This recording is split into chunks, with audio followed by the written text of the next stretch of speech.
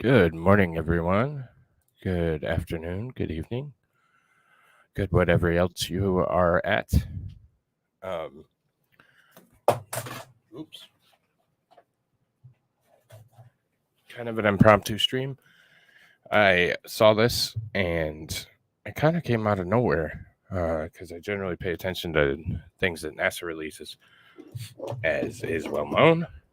Uh, this is a public meeting on the UAP, or unidentified anomalous phenomena, from NASA's private commission. It starts in about 10 minutes, so I figured we'd talk about it, get kicked into it, and I'm just going to let it run because I thought it was interesting. Same. I had heard nothing about it until probably about an hour ago. So timing's kind of sus. We'll see. It's NASA, so what can we say? So we'll do our best to try and catch up with it. NASA I thought I had the article up, but I apparently do not. Let me pull that up real quick. All right, so from space.com, NASA will hold a historic public meeting on UFOs today, May 31st, and you can watch it live. The agency will hold a meeting on independent study group it formed nearly a year ago in June 2022 in order to study data related to unidentified anomalous phenomena, UAP, which is the new moniker for UFO, a new term that is right here, that encompasses objects and occurrences in the sky, underwater, or in space that can't be immediately identified. The meeting will mark the first time the group has discussed the results of its UAP investigation in public. The 4-hour meeting will be available to watch online, courtesy of a free live stream on NASA TV, beginning at 10:30 a.m. Eastern, so in about 7 minutes. Following the event, NASA will host an audio-only stream of post-meeting media teleconference that will include Dan Evans of NASA Science Mission Directorate, David Spergel, President Chair of NASA's UAP Independent Study Team, and other members of the agency's UAP group. It's gonna be a long one. Absolutely, they tried to bury it. So, but I had time, so hell, why not stream it? The 16-person study group includes former NASA astronaut Scott Kelly, in addition to a wide variety of experts from academia, the aerospace and aviation industries, and even one science journalist. The team is only studying unclassified data, according to a list of frequently asked questions the agency released. Thomas Zuckerman, the former associate administrator for science at NASA headquarters in Washington, said shortly after the group was announced that it was formed in part to take a field that is relatively data poor and make it into a field that has much more data rich and therefore worthy of scientific investigation and analysis. So that's what space.com has written about it. NASA actually dropped this, if anybody. No worries, Ged. I'll drop this link and I'll actually pin it. If you have any questions that you would like to ask the team, public comment ends on Friday. Of course, it's done by a voting system. So, what's up, Bri?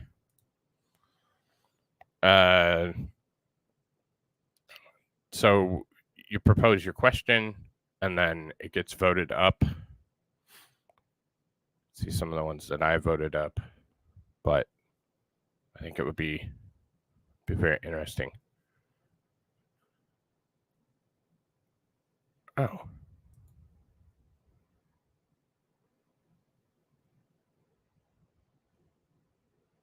No shit, no.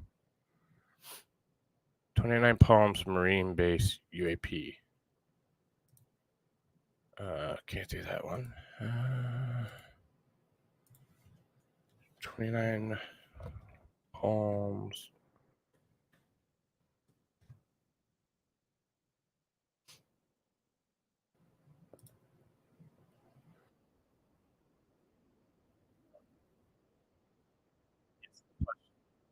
If I can speak, the press conference will be starting in 4 minutes.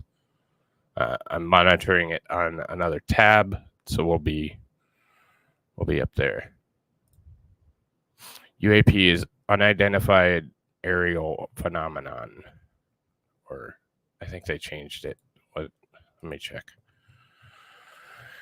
It's a UFO. Unidentified anomalous phenomenon. So that's interesting. I'll definitely take a look at that after. Yeah, I saw it. I'm looking at some of the video. It's pretty nuts.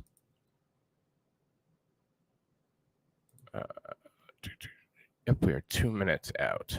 So yeah, I think that I think this is going to be a fun one. I'm interested to see. Of course, there's a healthy degree of skepticism with anything the United States government says or does. However, I think that public disclosure and getting more information can only be beneficial to us in the long run. So we'll keep kind of plugging away at it and see what's going on. I'll take this 60 seconds to have a quick rift. If you're new to the channel, please hit that like and subscribe. I'm on my never-ending quest to get monetized here on YouTube, and I'm only 182 subs away, I think.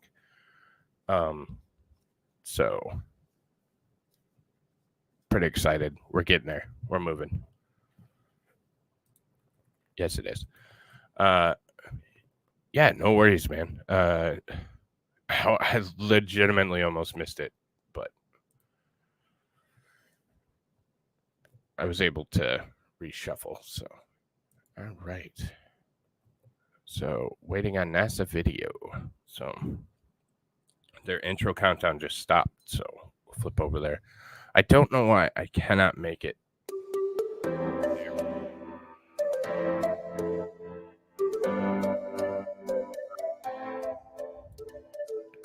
I should be good on music. This is a government. This is a government stream. So.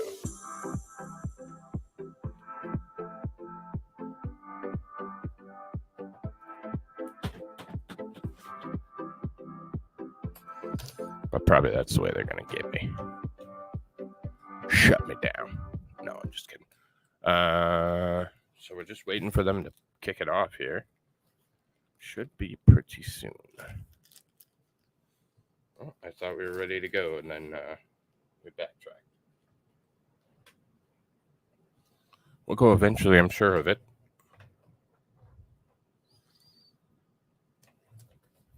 Yeah, probably royalty free if it's United States government. So, yeah, this is on NASA TV. It's various news agencies were reporting it as of 20 minutes ago. I didn't see many of any earlier news reports, but I did see one from 20 minutes ago. So that's how 20 minutes ago when I made the stream. So that's how I knew about it. But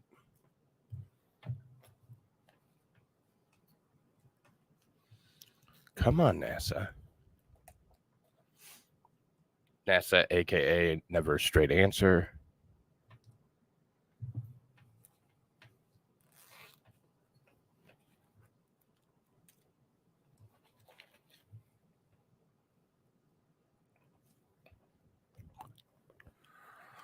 See, I don't want to get into anything because then I know as soon as I start like showing another video or talking, they're gonna pop up. But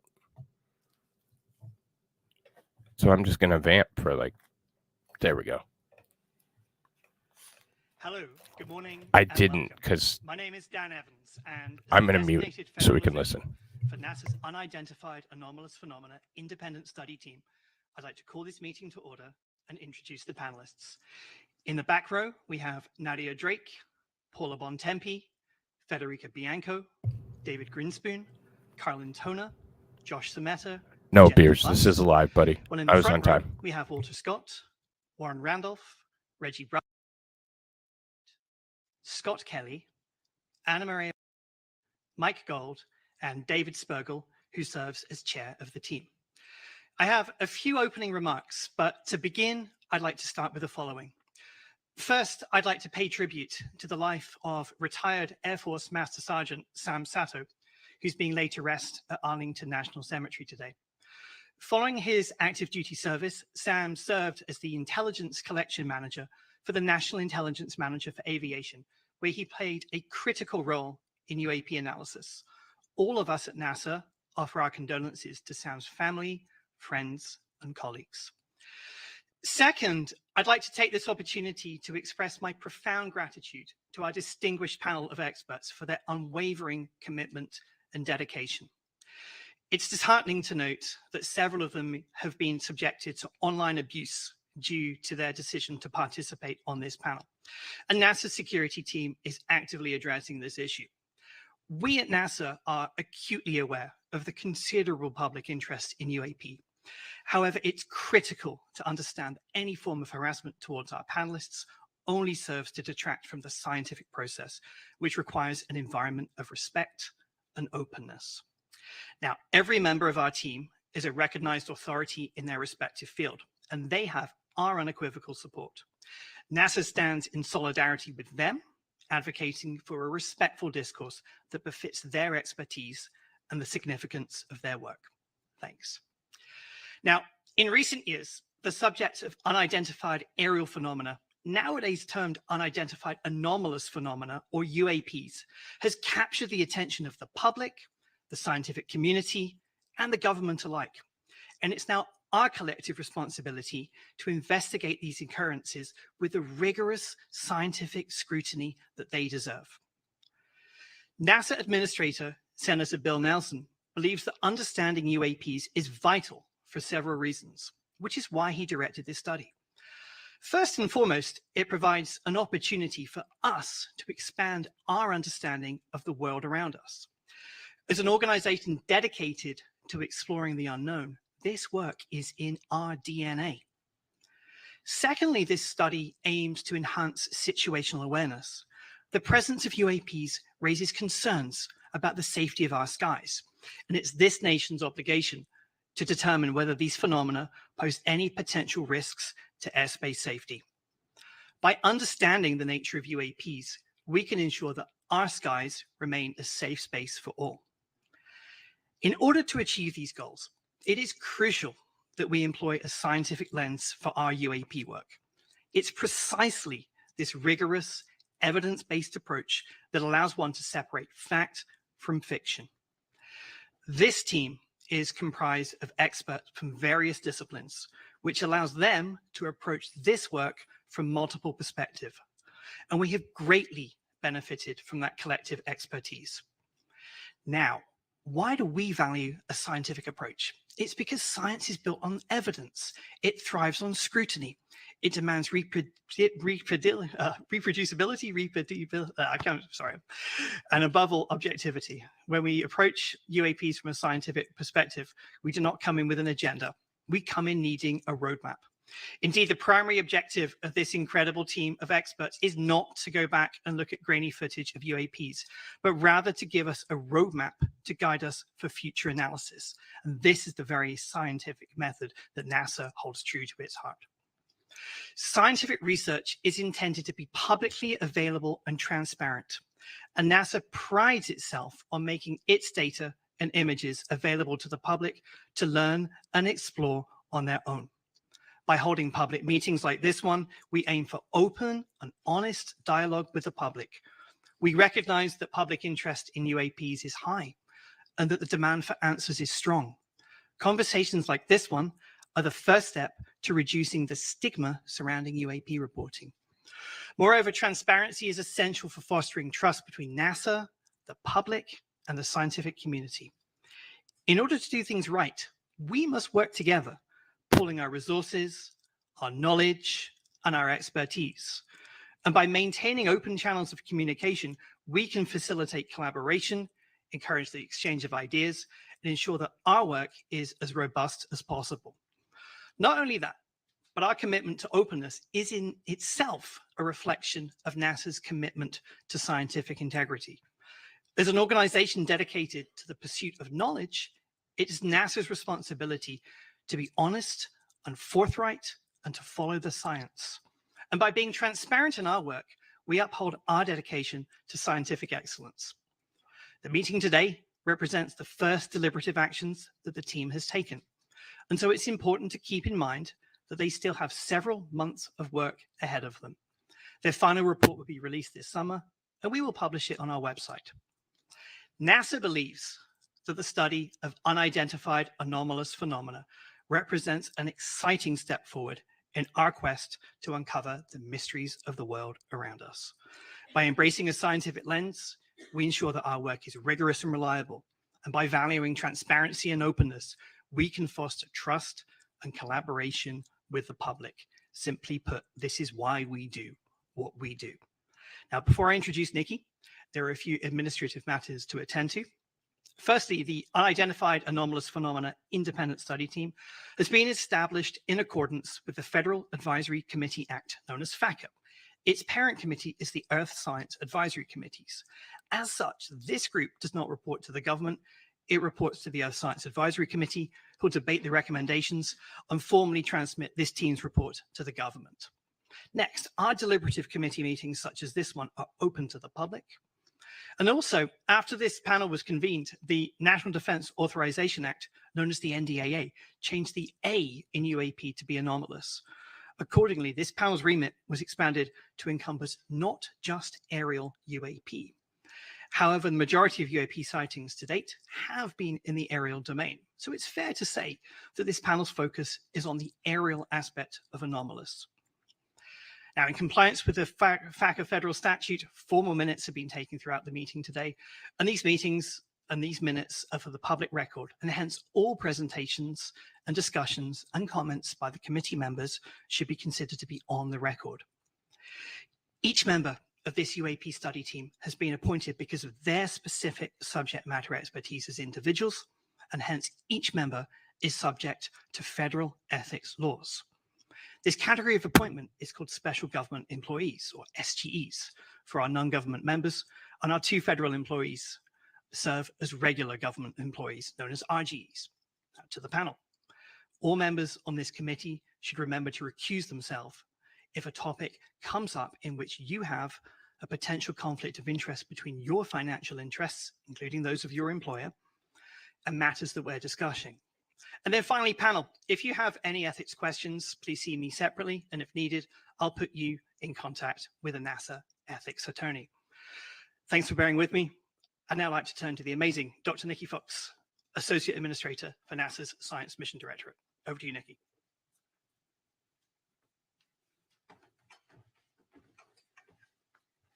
Thank you, Dan, and thank you to all the members of NASA's UAP Independent Study Team. Your selfless dedication to the pursuit of knowledge is just so commendable. And I want to thank you, the audience, for tuning in today to watch our first deliberative meeting of NASA's Independent Study Team on evaluating and categorizing unidentified anomalous phenomena. Before I begin, though, I really do want to double down on Dan's words that it is really disheartening to hear of the harassment that our panelists have faced online, all because they're studying this topic.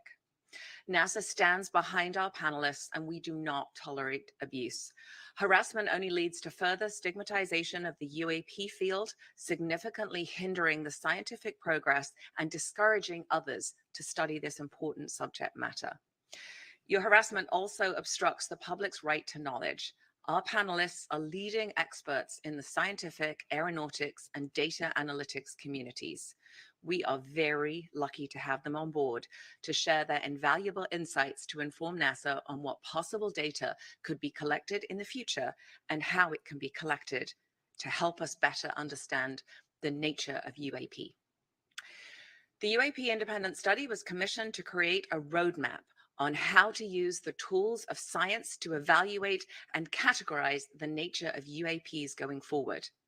This roadmap, of course, will help the federal government obtain usable data to explain the nature of future UAPs. Transparency, openness, and scientific integrity are pinnacle to NASA's mission. They're at the forefront of this public meeting and have been throughout the team's 7 months on this study. As Dan noted, this is a working meeting, and so the public will have the incredible opportunity to witness the process of science in action. At NASA, we lead the world in exploration and are committed to rigorous scientific inquiry. The nature of science is to better understand the unknown, and to do that, our scientists need data.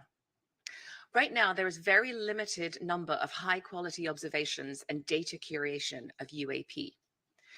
The existing data available from eyewitness reports are often muddled and cannot provide conclusive evidence that supports UAP recognition and analysis.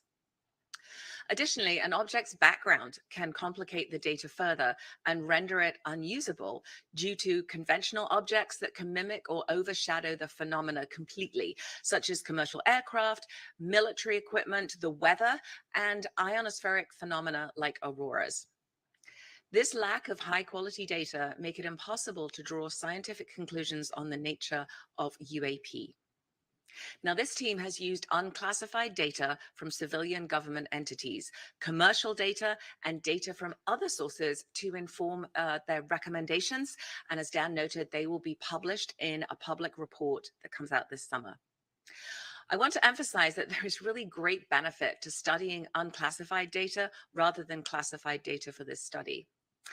First, unidentified anomalous phenomena sightings themselves are not classified. It's often the sensor platform that is classified. And you can kind of think of it, if a fighter jet took a picture of the Statue of Liberty, then that image would be classified, not because of the subject in the picture, but because of the sensors on the plane. Second, unclassified data make it possible for our team to communicate openly to advance our understanding of UAP, not only with each other, but across the scientific community and to the public. This ensures a clear and transparent pipeline of information that can be built upon through generations to expand our understanding. This study relies on open data. Everything we use at NASA is open, and anyone can look at these records. So I invite you to visit our open data portal at data.nasa.gov to comb through our tens of thousands of data sets that are free and fully accessible to the public. Additionally, please check out data.gov/open/data for a great overview of where you can find the archives for our science and mission data sites. I am very, very much looking forward to hearing the deliberations put forth today from our distinguished panel of experts. Thank you so much for being here. Thank you, Dr. Fox. Before you go, I just want to open up to questions. Let me start with a question on this on the NASA data. I think one of the important things that we'll be looking at with other data sets and events is the data is not very well calibrated. Mm-hmm. Can you say just a little bit about how NASA goes through calibrating some of its Earth science data? Oh, yes. I mean, we very, very rigorous Earth science. I mean, all of our data sets, not just Earth science, go through extremely rigorous calibration. We don't release anything until it's really perfect. I mean, we have quick look data that is marked as quick look data.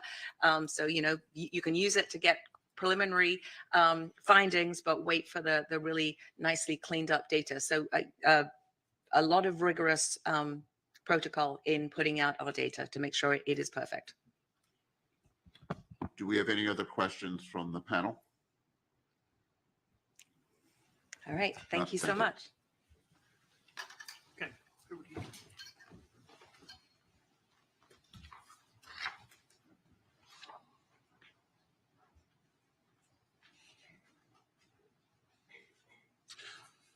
Hi, I'm David Spergel. I'm the chair of the panel. And when I look at our chart, we have a lengthy chart, but the high level summary of it is how can NASA contribute to understanding the nature of UAPs? And our role here is not to resolve the nature of these events, but rather to give NASA guidance to provide a roadmap of how it can contribute in this area. After my opening remarks, we'll hear from Sean Kirkpatrick from the AARO, and it's the AARO that's charged with leading the whole of government UAP effort. And they've already issued some preliminary reports on some of the events. NASA's role is to use its unique capabilities and its role as a civilian agency interacting with the scientific community in an open and transparent manner. And, as Dr. Fox emphasized, the Defense and Intelligence Agency data on UAP are often classified primarily because of how the data is collected, not because what's in the data. If a camera on an F-35 took a picture of a bird, it's classified. If a spy satellite takes an image of a balloon, and we've had in the news some balloons recently, that data is classified. And that's because of a desire to not reveal our technical capabilities to other nations. NASA, on the other hand, operates in a mode where it's collecting data in the open. And the NASA data is available on websites and is well characterized.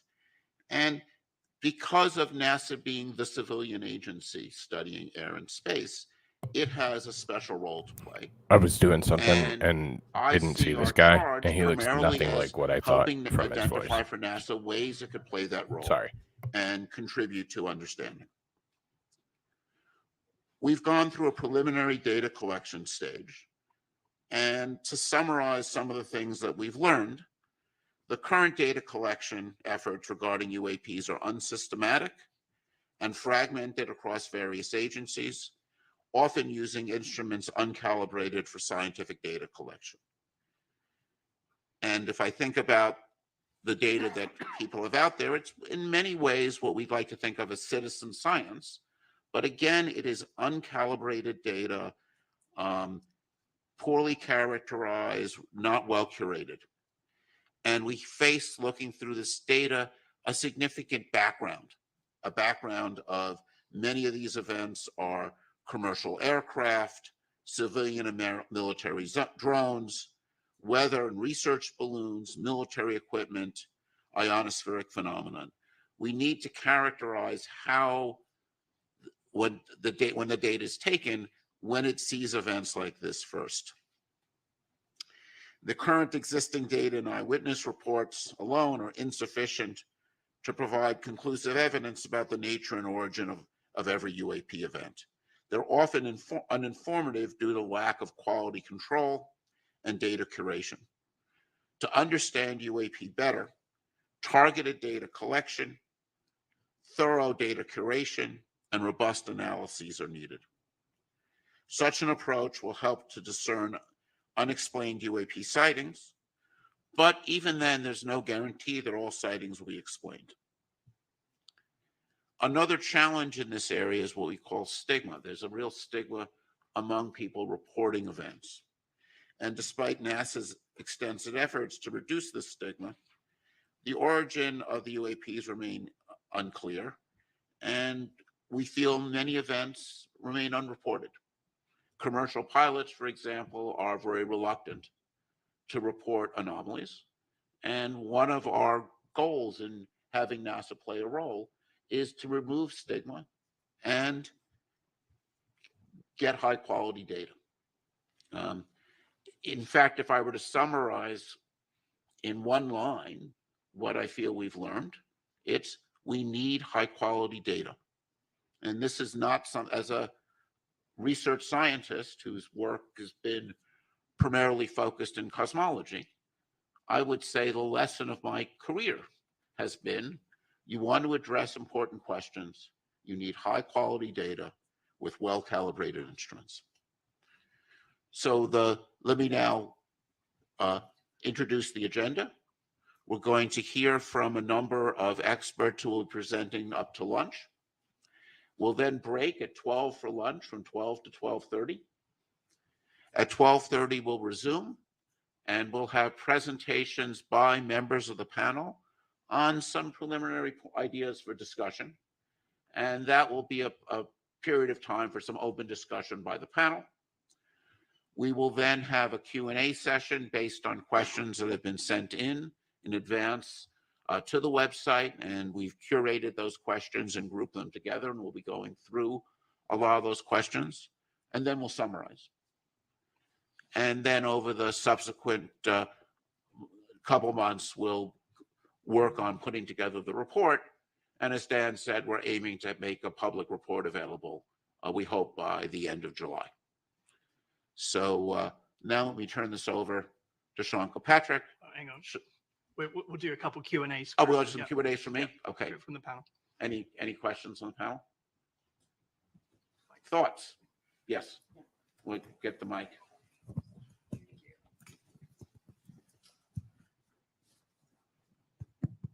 Yeah. So one of the things I think Dr. Fox said was looking at the release of data, very important for our study, when it's high quality. And you have also commented that data are not always perfect when we're doing certain studies. I wonder if you could shed some light on the difference between the application of certain data to certain scientific challenges. So, when you look at your camera is often designed to take an image in the daytime and might not be optimized for nighttime imaging. Or if you take something that astronomers are very familiar with, is we design our telescopes to work at night. And if the sun is not even, if you would never take the Hubble telescope and point it at the sun. This would destroy its detectors. Not only that, if the telescope is pointing there and the sun is over there, even though you're not looking at the sun, reflections off of the optics will produce what we call ghosting. And that kind of ghosting produces some very strange images. And this, one of the many things we need to worry about when we see unusual things taken from a camera is, even if you're pointing the camera there, was the sun over there? Those kinds of anomalies degrade the quality of the data. And that's why it's very important to work with well-characterized instruments and to be, using them in ways in which you understand what's going on. So I think if you look at, data taken from the James Webb Telescope or from the Hubble or any of these things, and these are, telescopes looking out in space, you'll see some really, at first funny phenomenon. When a telescope points at a star that's bright, it saturates the detector and puts bleeding down the detector. And you'll see phenomenon like if there's a bright star off to the side of the, not even when you're looking at, you get this effects where light bounces off of dust in your telescope and produces a sort of diffuse image that has some really strange properties. So, when you see something unusual, the first thing you have to do is understand how that data was taken. And I think this is one of the challenges one faces when you have data taken by uncalibrated instruments years ago. It's very hard to know what's taken. It's very hard to draw conclusions. I think that's one of the challenges with archival data. And I think having dedicated, well-calibrated instruments, I think, will be important here as in any other area to understand what's going on. So, David, anomalies are so often the engine of discovery. Maybe you could say a quick word about high-risk, high-reward research in your field of cosmology and how you see that impacting the UAP study as well. So, An area that comes to mind is fast radio bursts. And the Shaw Prize was just announced yesterday, awarded to the discovery of fast radio bursts. And these are these bursting signals that go off all over in space. And it's an interesting story because some of the bursts were real and are fascinating. And some of the bursts, there was a series of bursts observed by this observatory in Australia. And they had really strange structure. And people couldn't figure out what was going on. And then they started to notice a lot of them bunched together around lunchtime. Data from Australia, And you what know had it's not happened real. was the people at the observatory would heat up their lunch in the microwave. And something they would do is they would open the door of the microwave oven before the microwave stopped. This is bad for your microwave oven. It wears it out. But not only that, it produced a burst of radio signal that was picked up by these sensitive detectors. So this, I think, is an interesting lesson. Some events end up being something unusual and conventional, but some events with these FRBs turn out to be these powerful explosions, which are taking place at cosmological distances. Their nature is still not fully understood. I think they're one of the really most fascinating objects we have, these bursts going out all over space.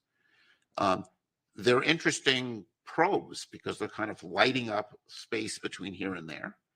And they're a subject of very active research. And if one looks at the history of these FRBs, at first they were discovered, not believed, then finally confirmed. And they were discovered by instruments that were very sensitive, but not optimized for this. And now what we're doing is we're optimizing instruments and optimizing software to look for these events. And it's often these surprises that turn out to be most interesting. And, there are phenomena like sprites, which you can think of as upward going lightning, which were seen by commercial pilots. And Will somebody send me the right? nothing They to were very see here? strange. And it was really only when Leslie we were Nielsen meme. able to take very high speed imaging data, data taken often from places like the space station, that we were able to see that and learn about these fascinating ionospheric phenomena. So it's surprises are really interesting. I mean, I think this is one of the fascinating things about the UAP phenomenon. If it's something that's anomalous, that makes it interesting and worthy of study. Other questions? Great. So now let me turn over to Sean.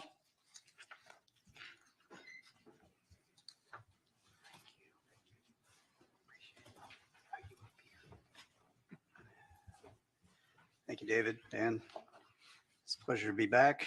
Good morning, everyone. I want to start by thanking NASA for convening today's UAP Independent Study public meeting and inviting me to continue to participate. NASA has been an invaluable partner to our team at Aero as we work to better understand and respond to unidentified anomalous phenomena. We applaud NASA for commissioning its independent study team and for exploring what data and tools could be leveraged to shed greater light on UAP. Though NASA and Aero are taking on very different aspects of the UAP problem set, our efforts are very much complementary. We both are committed to the scientific method, to a I will data-driven 100% approach, comment and the highest at, standards of scientific the lunch research break, integrity. but I want to try and While listen to NASA as is much as we can. evaluating unclassified data sources for its study, Aero's data set includes classified material with a focus on national security areas. However, all of this data collectively is critical to understanding the nature and origin of UAP. NASA brings unique capabilities, world-class scientists, and a wealth of academic and research linkages. NASA also has access to Earth sensing satellites, radiological sensors, tools for gravitational wave, geomagnetic wave detection, and means for analyzing open source and crowdsourced data that may assist both Aero and NASA in their UAP efforts. We are very grateful for the partnership and welcome the opportunity to join with NASA to share our collective findings with the public as the US government moves towards greater transparency on this issue. Last month, I testified before members of the Senate Armed Services Committee on emerging threats and capabilities and shared some of the progress made since Aero's establishment in July 2022. I discussed Aero's scientific and analytic approaches, its efforts to improve UAP data collection, standardize our reporting processes, leverage our partnerships, and meticulously review the US government's UAP-related historical records. As I told the subcommittee then, the resolution of all UAP cases cannot be accomplished by DoD and the intelligence community alone. Aero's ultimate success will require partnerships with the interagency, industry, academia, the scientific community, and the public, which all bring their own resources, ideas, and expertise to the UAP challenge. We believe robust collaboration and peer review across a broad range of partners will promote greater objectivity and transparency in the study of UAP. Of course, NASA's UAP independent study team was convened very much in that spirit. I also emphasized to Congress that only a very small percentage of UAP reports display signatures that could reasonably be described as anomalous. The majority of unidentified objects reported to Aero and in our holdings demonstrate mundane characteristics of readily explainable sources. While a large number of cases in Aero's holdings remain technically unresolved, this is primarily due to a lack of data associated with those cases. Please disperse! Nothing to see here, please! Without sufficient data, we are unable to reach defendable conclusions that meet the high scientific standards we set for resolution. Meanwhile, for the few objects that do demonstrate potentially anomalous characteristics, Aero is approaching these cases with the highest level of objectivity and analytic rigor. This includes physical testing and employing modeling and simulation to validate our analyses and the underlying theories, and then peer reviewing those results before reaching any conclusions.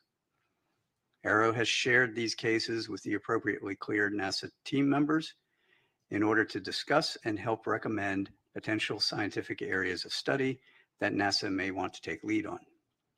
I'll underscore here, as I did before Congress, that Aero's work will take time if we are committed to doing it right. Aero is committed to the highest standards of scientific research integrity, as we know our partners at NASA are as well. Thanks again to NASA for hosting this public forum for UAP discussion and information exchange. And I'd like to turn to a brief presentation that includes some recently declassified footage and trends for discussion. Next slide, please. So some of you probably saw a version of this at the open hearing last month. This is an overall review of all of the analytic trends of all the cases that we have to date. While the numbers may have changed a little bit, the overall trends remain the same. Most of what we are seeing reported by aircraft are at the altitudes where we fly aircraft. That should not be a surprise. You will note, however, that I have no space reports and I have no maritime reports. That is notable, even though we are looking across all of those domains. On the upper right, we have UAP morphologies. The vast majority of what has been reported and what we have data on, a little less than half now, are orbs, round spheres. And in the bottom right, you will see in the heat map of the areas where we get most of our reporting. This is very much a collection biased map. This is where our sensors are, our military, NRIC, and some of the FAA data. In the middle, it is what we call our typical UAP characteristics for the vast majority of the cases that we see. One way of looking at that is a we'll call it a target package. This is the thing we are out hunting for in most cases. Next slide, please. This is an example of one that I showed at the hearing recently. This is a spherical orb, metallic, in the Middle East, 2022, by an MQ-9. I will come back to the sensor question that David raised here in a moment. This is a typical example of the thing that we see most of. We see these all over the world, and we see these in making very interesting apparent maneuvers. This one in particular, however, I would point out, demonstrated no enigmatic technical capabilities and was no threat to airborne safety. While we are still looking at it, I don't have any more data other than that. And so being able to come to some conclusion is going to take time until we can get better resolved data on similar objects that we can then do a larger analysis on. Next slide, please. I'm going to let this play through. This is a newly released video. You'll notice there are two dots moving back and forth. There is a plane at the bottom that's moving across the screen, and now there are three dots moving back and forth. The moving back and forth is from the sensor and the platform that's collecting it. This is a P3 on a training mission in the Western United States. They picked these up and they tried to intercept and was unable to intercept them. Apart from that motion, and you'll see a little bit of defocusing from the sensor itself, there is no other oddity about this, except for the fact that they couldn't catch them. The reason they couldn't catch them is because after further analysis, it was shown that those objects were actually much farther away from the P3 than they thought. And in fact, when we went even deeper, looked at air traffic control data, we were able to match those to aircraft on a major flight corridor heading into a major airport for landing. This is the kind of thing that can spoof and or provide misperception of both very highly trained pilots as well as sensors, right? And this was reported as an odd grouping of 3 UAP. Right. That is not to say that the pilots didn't know what they were looking at, or they knew what they were looking at, but they weren't really sure. But it also is meant to say that when they're not sure, they're reporting it now. And that's what they're supposed to be doing. And then we have to go look at it. Next slide, please. That brings us to really what is Aero doing in the science and technical realm. So this is one of those areas that I'm going to expound a little bit more on than we did in the last hearings. Aero has a robust scientific plan that we are required to then provide to Congress here pretty soon. One of the first things that we're doing is looking across all the existing sensor data against that typical UAP target that I gave you up at the very first slide. That goes beyond DoD and IC sensors. That's commercial, that's civil, that's and with partnership with NASA sensors and NOAA sensors. Understanding if any of these Earth sensing satellites, any of these airborne platforms, any of these ground radars, whether it's FAA or other, can actually see these things, given what we've got so far, is going to be an important first step to understanding which sensors are going to be relevant. From there, we are augmenting with dedicated sensors that we've purpose-built, designed to detect, track, and characterize those particular objects. We will be then putting those out in very select areas for surveillance purposes. Partnerships with academia, exploring the signatures to match to our data. So understanding if a thing is moving and if it is doing certain anomalous activities, what are the signatures we would expect to see? How do we pull on that? And then from there, how do I tune my collection architecture to go after it?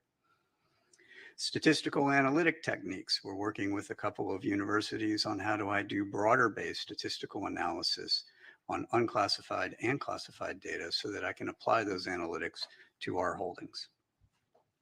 And then AI and ML analytic techniques for searching out through the data what are the objects, what are the targets that we're going after. We have partnerships with both DoD and DOE labs to explore our current state-of-the-art fundamental physics of UAP observations, both current and historical. In other words, if I have objects, those few that are doing some things that are anomalous, what is our current understanding of maneuverability, speed, signature management, propulsion? What are those underlying signatures that we would expect to see, and how do I then pull on that? Our interagency and allied partnerships for calibration of our capabilities. This is exactly what David was pointing at. A vast majority of what we have reported to us are DoD sensors. DoD sensors are not scientific sensors. They are not intelligence community sensors. Believe it or not, intelligence community sensors are very close to scientific sensors. They are calibrated, they are high precision, they are everything you'd ever want to know about a thing. DoD sensors have one purpose. They are to identify an object that is known and put a weapon on it. That is what they're for, right? Predominantly.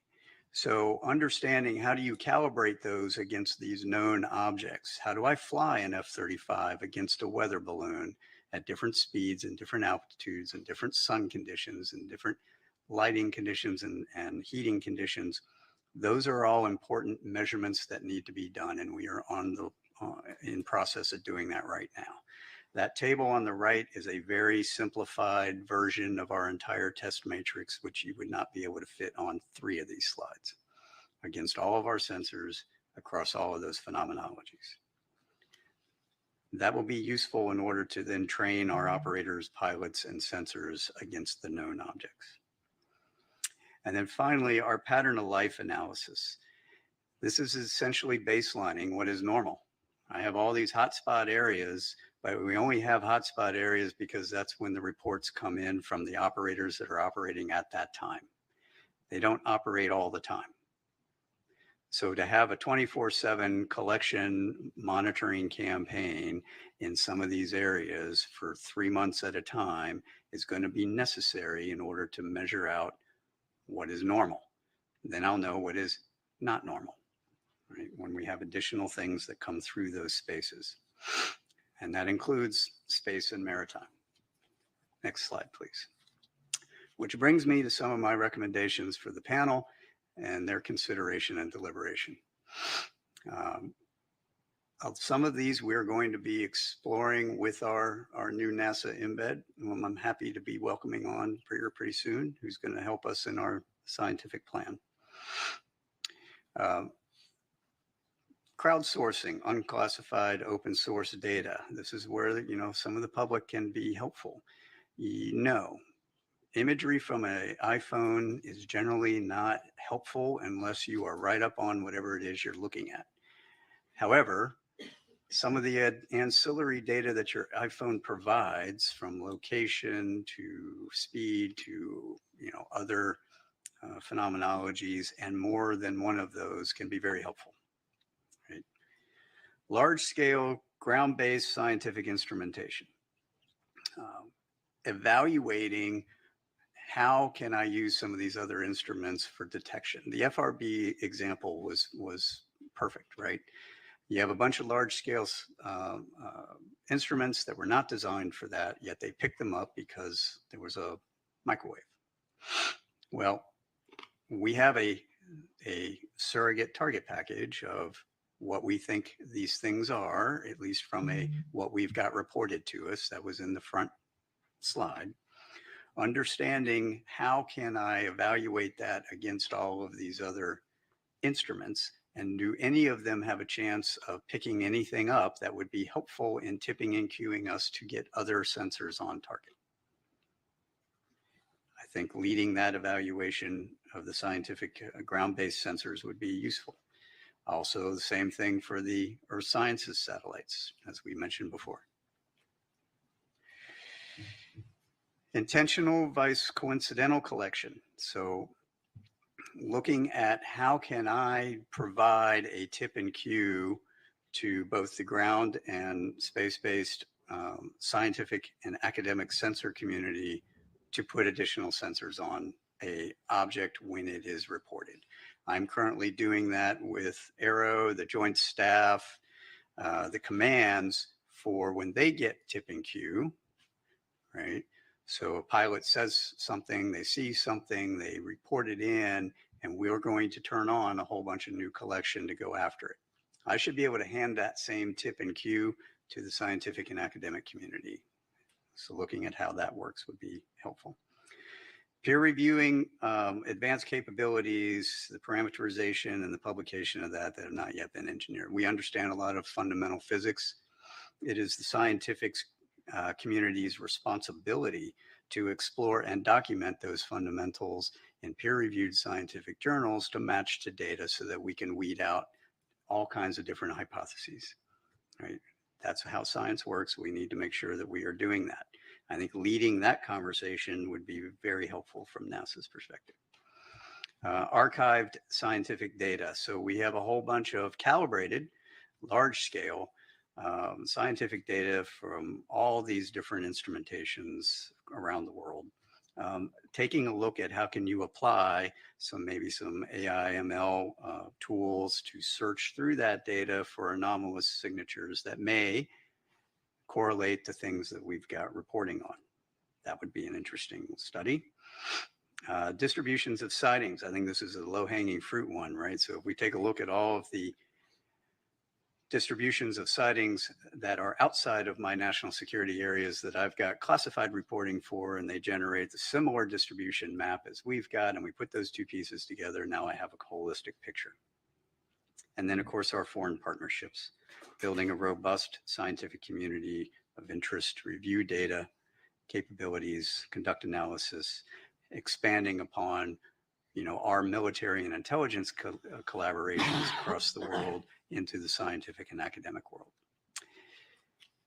And with that, those were my thoughts. We've talked about some of these in the past. It would be interesting to hear if there's any further questions or deliberations on any of those points, and I'm happy to take any questions that you all have. Great. Thank you, Dr. Kirkpatrick. And I also want to take this opportunity to thank you and the ARO for your openness in providing this committee with insight and information about what you've learned so far, how we could work together. I think this is very much an area where it's going to be essential that NASA be a partner and be a good partner for ARO. And I think you're really want to thank you for your role with this committee in helping to start to build that partnership. It's been my pleasure. And let's, Reggie. Hey, Sean, thanks for the briefing. Question. We talked a lot about data already. Let's talk about sensors for a second. So you mentioned that you work with labs, academia. Do you see a need to go beyond what you mentioned earlier? That is the type of sensors we have right now, which are based on national security threats and certain phenomenologies and frequency ranges, these kinds of things. Do you see a reason of going beyond that? Yep, And absolutely. So what are some of the challenges you see there, materials or what have you? So can we go back to the front slide, just the first slide where the target characterization is? So we've purpose-built a couple of sensors to do search across that. Nope, down one. There you go. That's great. To go down some of those characteristics to see if we can find them correlated to pilot reporting.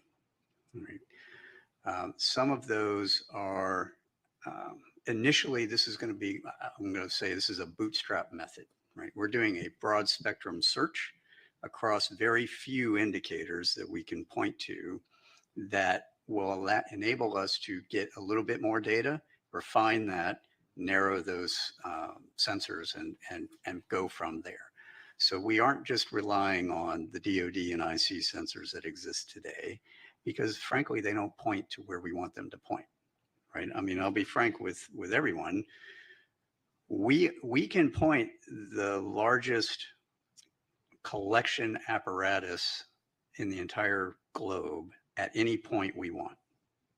You just have to tell me where I want to point it. Second piece of that is a lot of what we have is is around the continental United States. Most people, including the government, don't like it when I point our entire collection apparatus to your backyard, right? It's not allowed. We have some laws about that, and we've got to figure out how to do this only in the areas that I can get high confidence there's going to be something there, and high confidence I'm not going to break any laws doing it. Right? So there's a trade there. So some of these ground-based point detectors are going to be necessary for that, to point up, to point out, to search.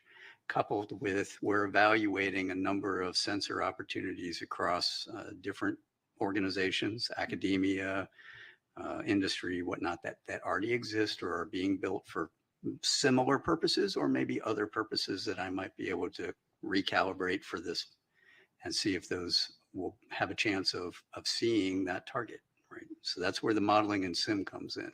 Can I take that target, put it into your sensor, and have a chance of seeing it? If I can, then I might want to use that. Oh, wait. Who's next? Are you? Go. Thanks, Sean. I have the questions you probably don't want, which are about numbers, unless I missed them during your presentation. You had said that only a very small percentage of your cases display signatures that could be anomalous, and then followed that up with the few objects that do demonstrate potentially anomalous characteristics. What numbers are we talking about? How big is your database? How many years was it collected over? And were those observations made? And then by few, what do you mean? Right. No, that's a great question. So this chart, as I mentioned, we've updated with our current data holdings. At the time of my open hearing, we were at 650 cases-ish. We are now over 800. We are putting together our annual report, which will be due August 1 to the Hill. And in it, and there will be an unclassified version, as there always has been, we will have those updated numbers at that time. We roughly get, I mean, you can do the math, you know, it depends, anywhere from 50 to 100-ish new reports a month. Now, the reason we had such a big jump recently is because I got FAA's data integrated in finally. And so we ended up with like 100 and some odd new cases. So there's reason why it's going to fluctuate. The numbers that I would say, so we're gonna try to do a little more fidelity on some of the analytics when we report out. But the numbers I would say that we see are possibly really anomalous are less than single-digit percentages of that total database. So maybe 2 to 5-ish%. Right.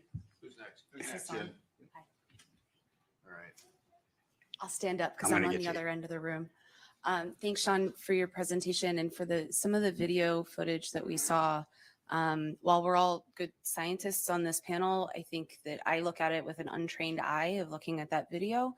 And so I see 3 spots moving and everything else in the background looks like it's stable.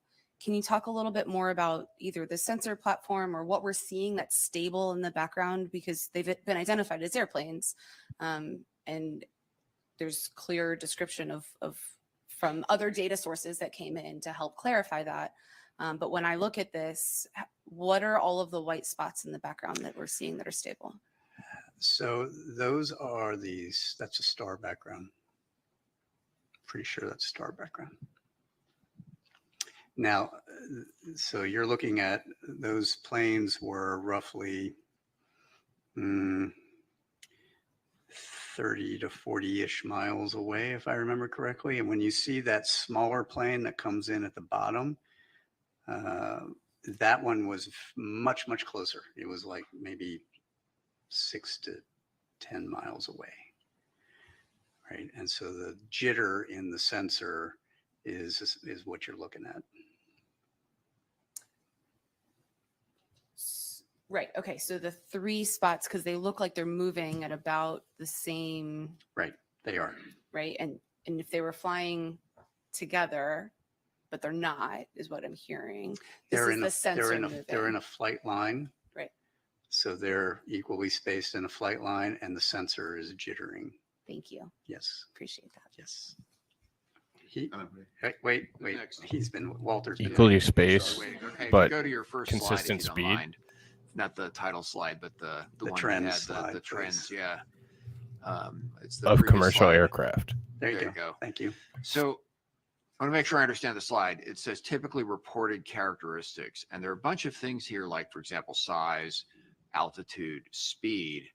If it's being observed from a single sensor, use the example of like the airplanes that were coming in. And if you don't know how far away they are, how do you assess the size? Correct. How do you assess the speed? This is what people would report, but it isn't necessarily, What for is example, real. the size of the object or the speed or any of the rest of it. Do I understand that correctly? Partially. Okay. So this is not all single sensor observations. Some of these are very much multi-sensor observations. Okay. And this is parameterized to cover the range of things for any given parameter, range of what's possible and what is been observed. Okay. And then on the next slide, the one where you've got the, whatever it is, the meatball moving across the screen. Right, that one. So was there any look at sensor artifact, data processing artifact? I mean, the first thing that whenever I see anything that's anomalous, I look at how was the data collected? Yeah. So yes, these are so this is an EO sensor on an MQ-9, and we understand that very, very well. So that is a real object. Absolutely. Anna Marie. You mentioned that in partnership with academia, you also use AI ML techniques for existing data sets, possibly some of them open source. Can you explain a little bit more what kind of AI ML techniques you are using? Are these about anomaly detection? Are you using anything related to natural language processing? Are you using anything related to computer vision? Right. So we're looking at a number of different capabilities that span, I think, a lot of what you've just said. So we've got, we haven't applied it yet. We are researching how we're going to apply it. So natural language processing for the reports from pilots. Absolutely. All right. Target recognition. So I can train a model to look for that thing and go back through all of our holdings and go, give me how many of these you have, right? And then try to figure out what those are. Right? So I have not put anything out there yet, or have not looked at anything yet for active targeting in real time, because I don't know exactly what I would train it to go look for. I just know what we have. So I want to get more confidence on what we have before I go and do that, except for balloons, right? We're trying to get rid of balloons as quickly as possible.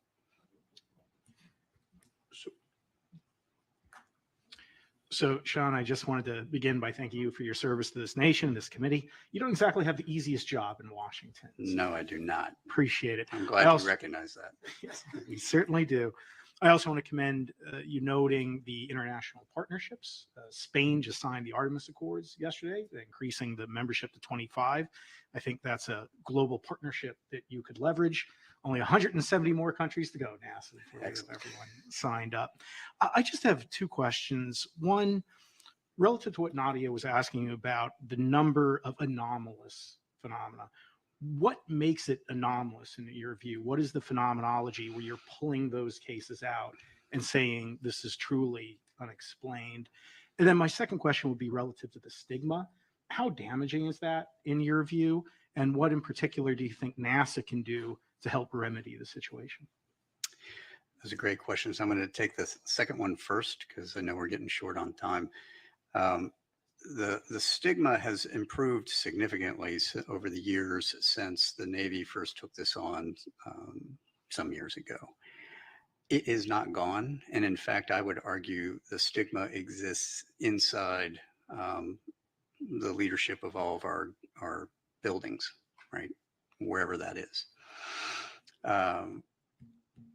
My team and I have also been subject to lots of harassment, especially coming out of my last hearing, because people don't understand the scientific method and why we have to do the things we have to do, right? And because we can't just come out and say, you know, the greatest thing that could happen to me is I could come out and say, hey, I know where all these things are. Here you go, right? But I don't, right? And it's going to take us time to research all that. People want answers now, and so they're actually feeding the stigma by exhibiting that kind of behavior to all of us, right? That is a bad thing. Where can NASA help? I made that recommendation on NASA should lead the scientific discourse. We need to elevate this conversation. Right? We need to have this conversation in an open environment like this where we aren't going to get harassed. Because this is a hard problem. It is a hard target problem. We need to understand what is the things that are in all of our domains, space or air or undersea, and how do we make sense of that? Right. Your first question on what makes it anomalous to me, we actually developed some definitions on all of these things. We gave it both to the White House and to Congress. I think we've got some of that into law now, but essentially anomalous is anything that is not readily understandable by the operator or the sensor. Right? So it is doing something weird, whether that's maneuvering against the wind at Mach 2 with no apparent propulsion, or it's going into the water, which we have shown is not the case. That is actually a sensor anomaly that we've now figured out, and we're going to be publishing all that. You know, those kinds of things make anomalous. Signature, we'll call it signature management, but it's things that are not readily understandable in the context of, hey, I've got a thing that's out in the light. It should reflect a certain amount of light. If it doesn't reflect that amount of light, something weird. I think we have time for one last question. Sean, you recommended foreign partnership with NASA. I'm curious, especially given your map, have you, as Aero, partnered with international agencies, and is there ways for reporting to your? Mm-hmm. So that's a great question. I want to expound on that just a little bit. So I have just held our first Five Eyes forum on this subject last week, I think it was, or earlier this week. I don't know. Dan was there, and we have, we've entered into discussions with our partners on data sharing. How do they do reporting? What kind of analysis can they help us with? What kind of calibration can they help us with? What can we help them with? And we're establishing all of that right now. And they're going to end up, sending their information and data to us to feed into the process that we've laid out for how we're going to do all of this. Beyond that, I have not had either the time or the bandwidth to do, and that's why I would look to NASA to expand the scientific and academic relationships that they have across all of our allies and partners on how can we bring them into the fold. That's where I think there's a lot of benefit to NASA taking lead on that. Great. Thank you. But one just clarifications for people who don't know, what are the Five Eyes? Oh, I'm sorry. For those of you that aren't familiar with the Five Eyes, those are that's the UK, Canada, Australia, New Zealand, and the United States. So those are the 5 partners.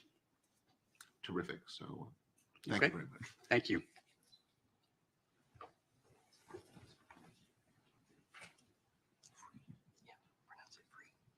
So our next presentation is from Mike Free from the FAA, talking about the FAA's role and what's learned.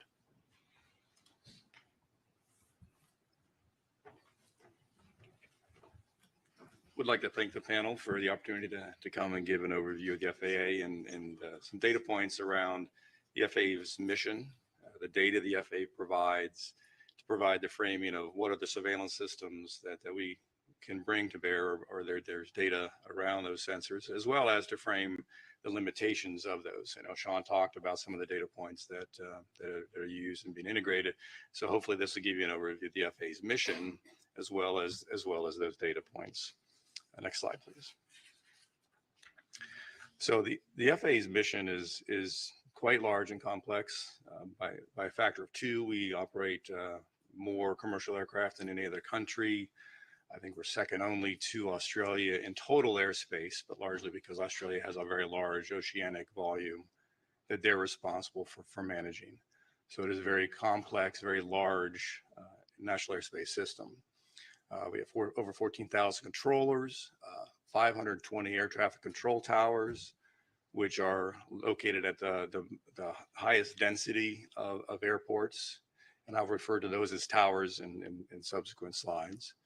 We have 147 what we call terminal radar approach controls, or TRACONs, and those are manned control facilities at the high and medium density airports around the nation, as well as 21 air route traffic control centers, which manage the control of air traffic in the en route environment.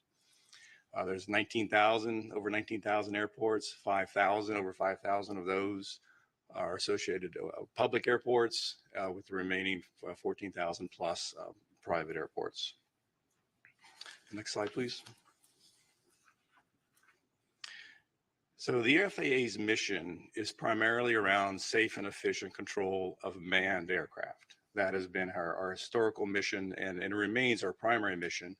Certainly as we talk about new entrants with UASs and advanced air mobility and some of those things, there will be an evolution of the FAA's mission to include safe operation of the NAS with those new entrants. But the architecture and design of the NAS is geared around safe and efficient control of aircraft and manned aircraft. Certainly the commercial aspect, the commercial flights are a primary focus of the agency. We certainly support general aviation and flights as well. But again, our mission is around manned aircraft and safe and efficient operation of those. By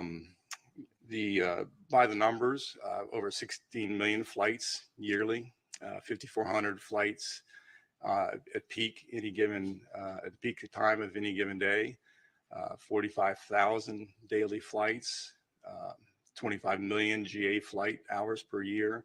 A very large, very complex operation that we're responsible for managing. We certainly provide a significant contribution to that service to the nation in the form of product toward a GDP. Next slide.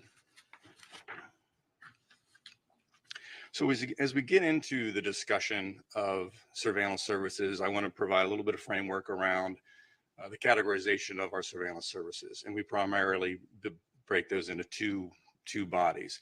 The cooperative surveillance, which is defined by a sensor that's avionics or equipment on board the aircraft that works in conjunction with ground-based sensors. The non-cooperative surveillance is independent. This is basically the classic radar. RF energy is transmitted out, reflects off the target, and we receive that signal, and from that return, we can determine where that aircraft is. Typically, these cooperative and non-cooperative sensors are co-located together. The cooperative mounted on top of the non-cooperative radar. So from a data perspective, I think in this panel, in the study, I think that the cooperative sensors, those are neither unknown or anomalous. So for the purposes of this briefing or the rest of this briefing, I'm going to focus on the non-cooperative aspect. Next slide, please.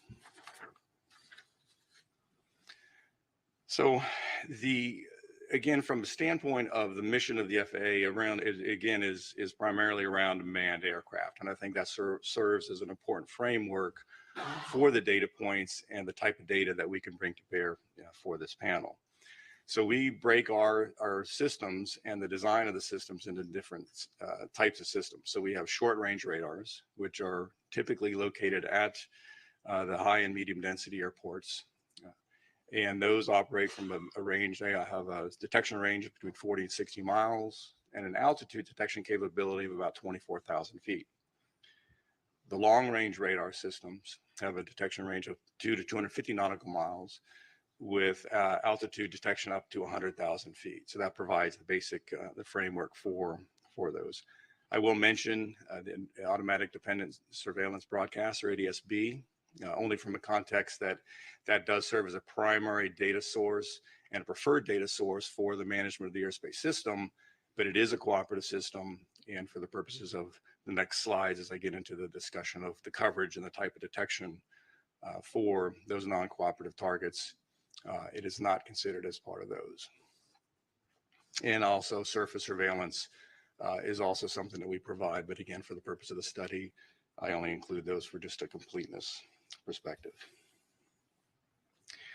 The one final point, as I talk about manned aircraft and primary mission for the drones and balloons and things of that nature, their basic premise is to operate in a not to interfere basis, that they are not to interfere with manned operations. And that's a fundamental aspect as we talk to the data and what we can and can't detect with respect to those non-manned systems. Next slide, please.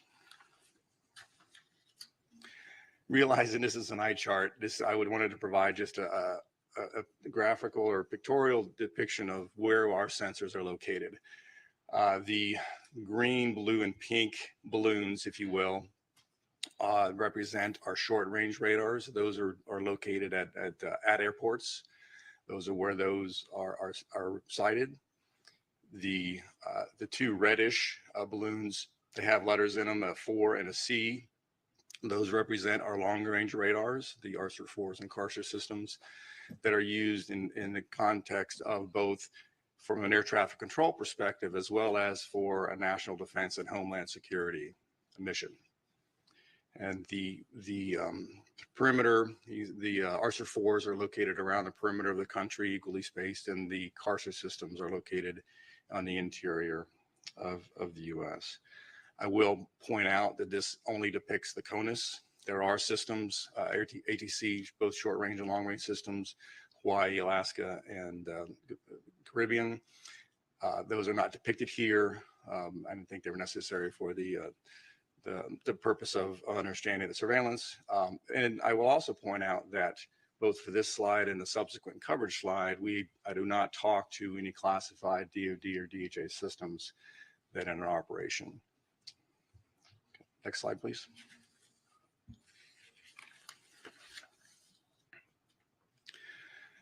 So what can the FAA detect and surveil, what can we not?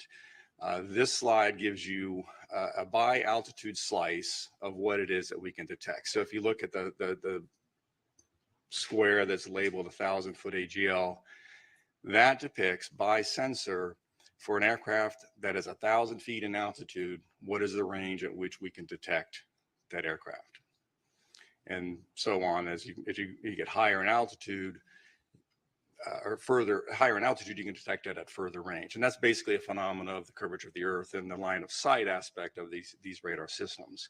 So pretty good coverage across the US at 10,000 feet and above. This is a mathematical model based of a pure line of sight, as well as some geographical screening. As you can see in the western part of the US, there is screening due to the mountains and those sensors. Need to take a little bit of time and talk about the nature of the targets. These line of sight models represent an input of a target that is 1 square meter. So think of a sphere of 1 meter in diameter. That's the assumption that goes into these models. So if you think about that in the context of other forms of, or aircraft, A fourth generation F-15 or F-18 is in the proximity of about 1 square meter, perhaps a little bit larger. A large airliner is perhaps 100 square meters. A small UAS is perhaps a 0.01 square meter. So the range of these detections, or the size and the ability to detect these targets from an F-15 large airliner, 100 times larger in size, a drone 100 times smaller in size. So the detection and the surveillance capability really largely depends in part to the target that we're talking about and the ability to surveil that target. All right, next slide.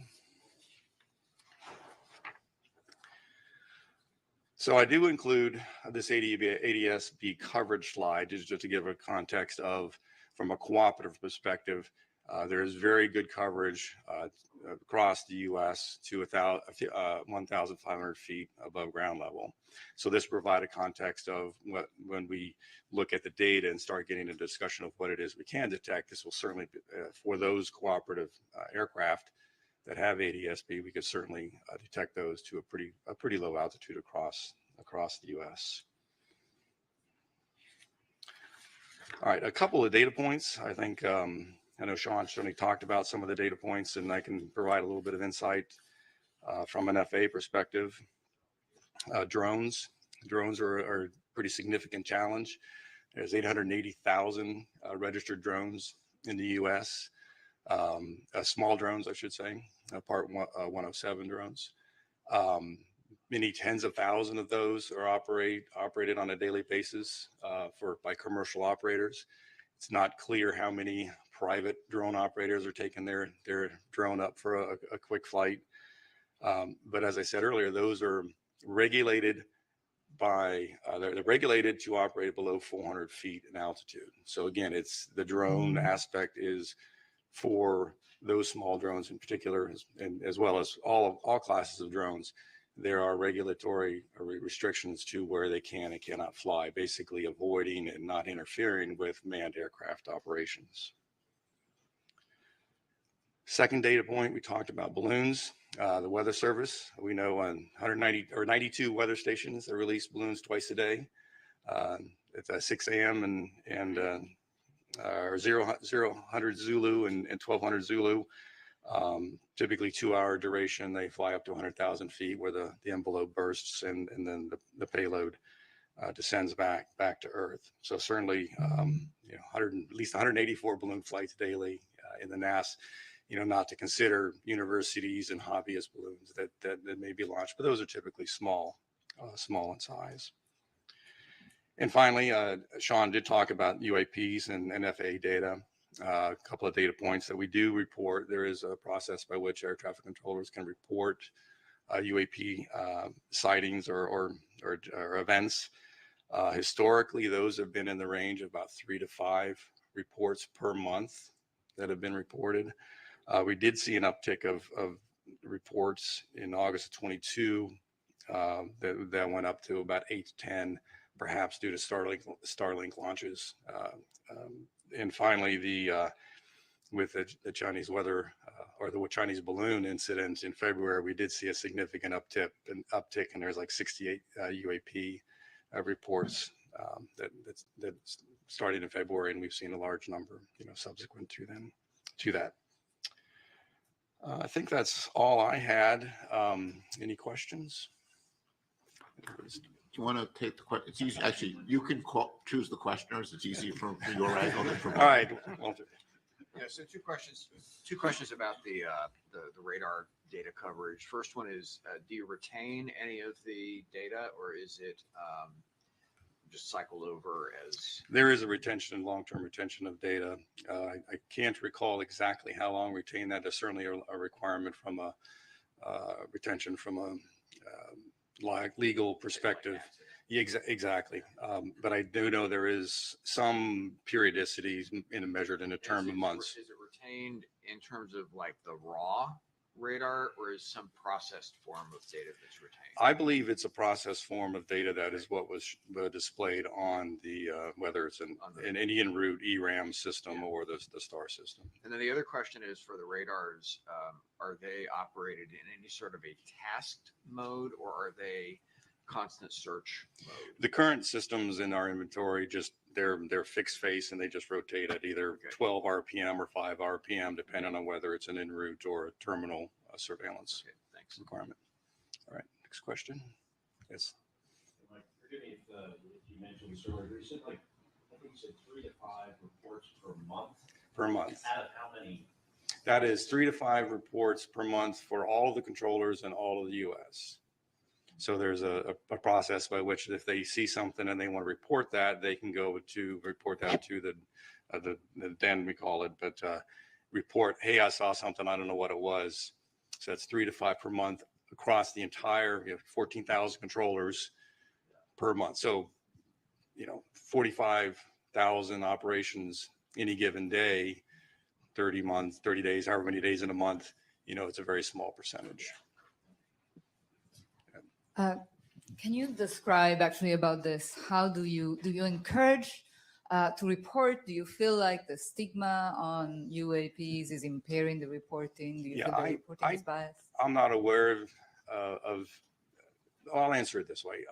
The process by which UAP is reported is part of the air traffic controller order. So basically, the air traffic controllers are allowed. It says, if you see something, here's the process by which the procedure by which you would report it.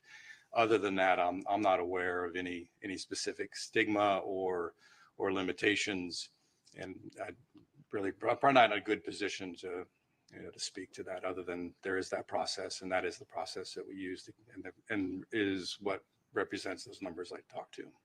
And if I may have, I had a question prior to this one. How do you decide the sites where you deploy? You saw the map, and it has some very good coverage on the coastal areas. There were some areas of lack of coverage. Yeah. So if you go back one slide from what's presented here, what you'll see is in the eastern half of the U.S., there's a lot better coverage, but that's because there's a lot more population in the east, and therefore a lot more airports. And these systems are historically sited at the airports in support of those airport operations. To the west, obviously, less dense and fewer systems. Now, that's from an ASR, the short range radar perspective. The long range radars are pretty much equally spaced in order to provide the maximum coverage from a homeland defense and security perspective, as well as with higher altitude flights, the en route cruise phase of air traffic control. Warren. Mike, first, thank you and the FAA for coming to share this information with us. Second, can you speak to a little bit of the filtering techniques that we use? So with respect to, I know Walter had a question about the raw data and process, but can you just talk a little bit about, we actually aren't trying to detect everything. That's actually a very good question and a very good point with respect to what we can and cannot see. So there are, the closer to the ground you point a radar, certainly you can get lower elevations, but you also start to see the effects of trees and other ground-based clutter, as we call it, that starts to interfere. So we have great ability to detect a lot of things, but from an FAA mission perspective, our desire is to find that sweet spot of seeing everything to as low an altitude as we can, to maximize our mission around safe operations of manned aircraft. Now, to pull that thread just a little bit further, there's also limitations with respect to biologicals or insects and dust and things of this flavor that most aircraft fly above a certain speed.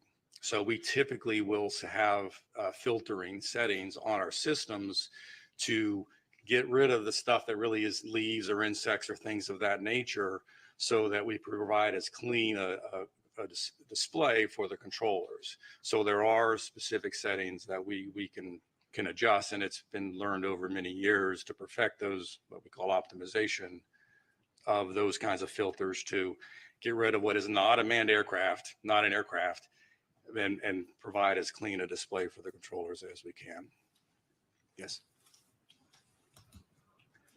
Please. Thanks. Thank you. Thanks for the presentation. Would it be kind of following up on what you said, Warren? Would it be possible to collect the raw data and save that? Because if it would be possible to do some calibration after the fact that Sean was mentioning, for example, you might be able to capture other phenomenology. Is that possible? Well, when you say raw data, I think we'd have to talk a little bit about what is meant. So, but from a technical perspective, pure, what we would call INQ data is huge, gigabyte, very, very, very large volumes of data. That would probably be cost prohibitive, and we certainly don't do that today. There are, again, we do record data, but it is effectively the data that has been through some form of these processings and these filterings. We do that today, but it certainly, with enough time and money, we could certainly collect that data. And I think it would be we'd have to look at the challenge of how we would go about modifying the systems or introducing new ways to collect that raw data as you described. Certainly, it's feasible, it's possible, but it's not without technical challenge. Yes. 184 balloon flights daily. Are those characterized, or you just know they do that and then they just end up where they are? So under the balloon, I'll call it Part 101, the regulations for balloons, there's very specific requirements. So for National Weather Service, before they release those, they'll contact the local air traffic facility. They're going to say, here's what time I'm going to release it. And when they release it, they have tracking, and they provide that tracking to the air traffic control facility throughout the flight of that particular balloon. There are commercial balloons that are also launched, but those for the most part, as I understand it, they actually transmit their GPS position in support of where they're flying, so as to ensure they're not interfering with air traffic, and to ensure the air traffic controllers are aware of where those balloons are operating. Yes, ma'am. So we've talked about reporting the 3 to 5 per month from air traffic control, but what about from the non-cooperative surveillance? Has there been anomalies from the sensors themselves? And if so, what is the process for that? I'd say the FAA mission is not around anomalies with the non-cooperative sensors themselves. So as we build an air traffic control picture, we have both the non-cooperative systems, which detects the target. We have a cooperative system that also detects a target, and we will tend to merge those targets together. And so on a controller's display, they'll know, is this a non-cooperative only or a merged or combined target, so that they know, basically an increased level of confidence that on what it is they're seeing is in fact a real aircraft. So we don't make any real distinction between a non-cooperative and a cooperative, other than how they get combined and put on a controller's display. So I don't know if that answered your. Unregistered flight? So like a GA flight that is flying visual flight rules, those will just be picked up by if they're not equipped with a cooperative avionics, those would just be picked up by the non-cooperative system if they happen to surveil where that aircraft is flying. And so that certainly will be put on the controller's display, and they will be able to provide awareness. In fact, there's a flight following procedure by which GA pilots can ask for, hey, I'm not squawking, or I don't have a cooperative system, but please help me, and just via the radio, I'm going to go on from here to here and providing awareness, situational awareness, if the controller has the bandwidth to provide that data. One last question. Yes. So I'm not a scientist, I'm a recovering attorney, and I love process. And a few questions there. If I'm a pilot, where do I find that process for reporting UAPs? Where is that articulated or captured? Second, when you mentioned that you're reporting these incidents, who are you reporting it to? And are those incidents, pulling on the thread that Reggie started, are they being archived anywhere? I believe they are archived. They're reported to the domestic network, event network. It's an FAA organization or function. I can't speak to whether they would be, say, part of what Sean would include as part of his database. I presume so. So I think that was the answer to the second question. What was the first question again? I'm sorry. Where does the reporting process live? If I'm a pilot, I see a UAP, where do I go to find out? That I don't know the answer to that question. Like I said, I'm familiar with the reporting process from a controller perspective and the order that's used to define how controllers do their job. I am not. I don't know the answer to the question from a pilot perspective. Great. So thank you, Mike, for your presentation and for all the help the FAA has given us as we've been learning more about the very impressive system that the FAA maintains. Thank you. I know Thank you for having me. You know, for me, one of the many takeaways from this is feeling, just a little bit safer every time I fly, and thankful for you and your colleagues for what they do to make that possible. Thank you. And we're now going to take a quick lunch break. We'll be back at 12:30 and see you all soon.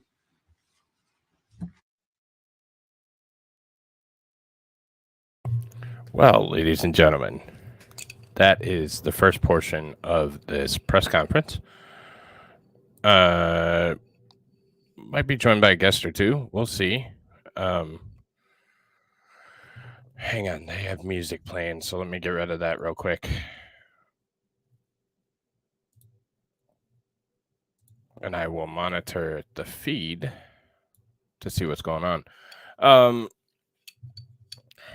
So here is my quick synopsis. I think that this is a media tour. I think that somebody might get hurt patting each other on the back. I think it's kind of disgusting the way that. Yes, Greedy. That's 100% what just happened. That is 100% what just happened. There's some inconsistencies with a lot of the quote unquote experts and their field of study. So, for example, the FAA doesn't know how to report UAPs. That's curious. You would think that they would be the only people that would know. How to report UAPs. And if the head of the FAA he's not the head of the FAA, but the representative from the FAA doesn't know how, then a lot of pilots aren't going to know how. I don't know how to report them. Truly. So, and I'm trying to digest what it sounds to me like, and what the overwhelming arc and premise is, oh, we need to study this. Oh, we need more money. Oh, we need this. Oh, we need that. Oh, this is going to cost taxpayers a lot of money to do what the panel was assembled for. So we didn't get what we paid for in the first place. So why in the hell are we going to continue to pay them more and more? That's my question. Of course, it will get funded. Of course, it's a government program, so it will be ripe with fraud and waste and abuse. And the military will get some new things. The Federal Civilian Service will get some new things. It will just be an open checkbook if they decide, which they will, because there's public interest, to pursue this and proceed. So it is a short-term thing to garner as much funding and as much favor as you possibly can. When the government opens their hands or opens our checkbooks, people like this tend to line up very quickly. Fire all the people on the panel. There's funding. Exactly. They were very careful not to say anything but say something at the same time, which I always find to be annoying.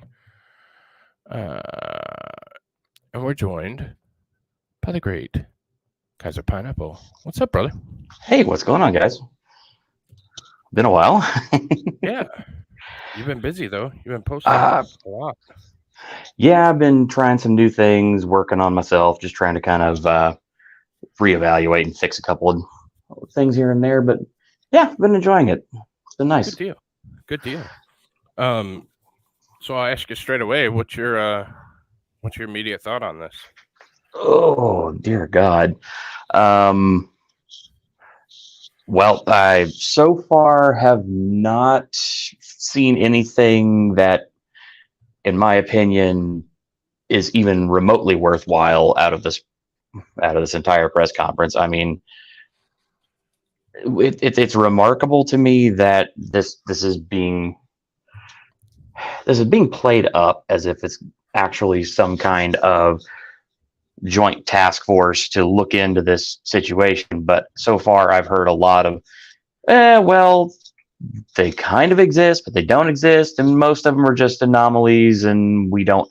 And they're usually just easily explainable.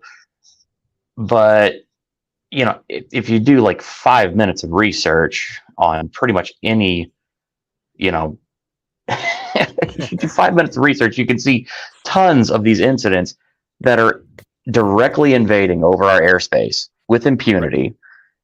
And so far, mum's the word. It's just, just give me funding.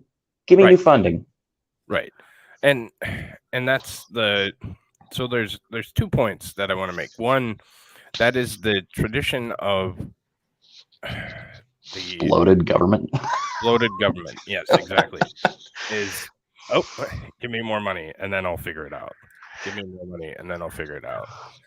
It's like an addict going back to the dealer, just like, yo, man, I need a little bit more of that, that funding and stuff, Yeah, right. I'm sure I'll get something this time. I'll help you out, man.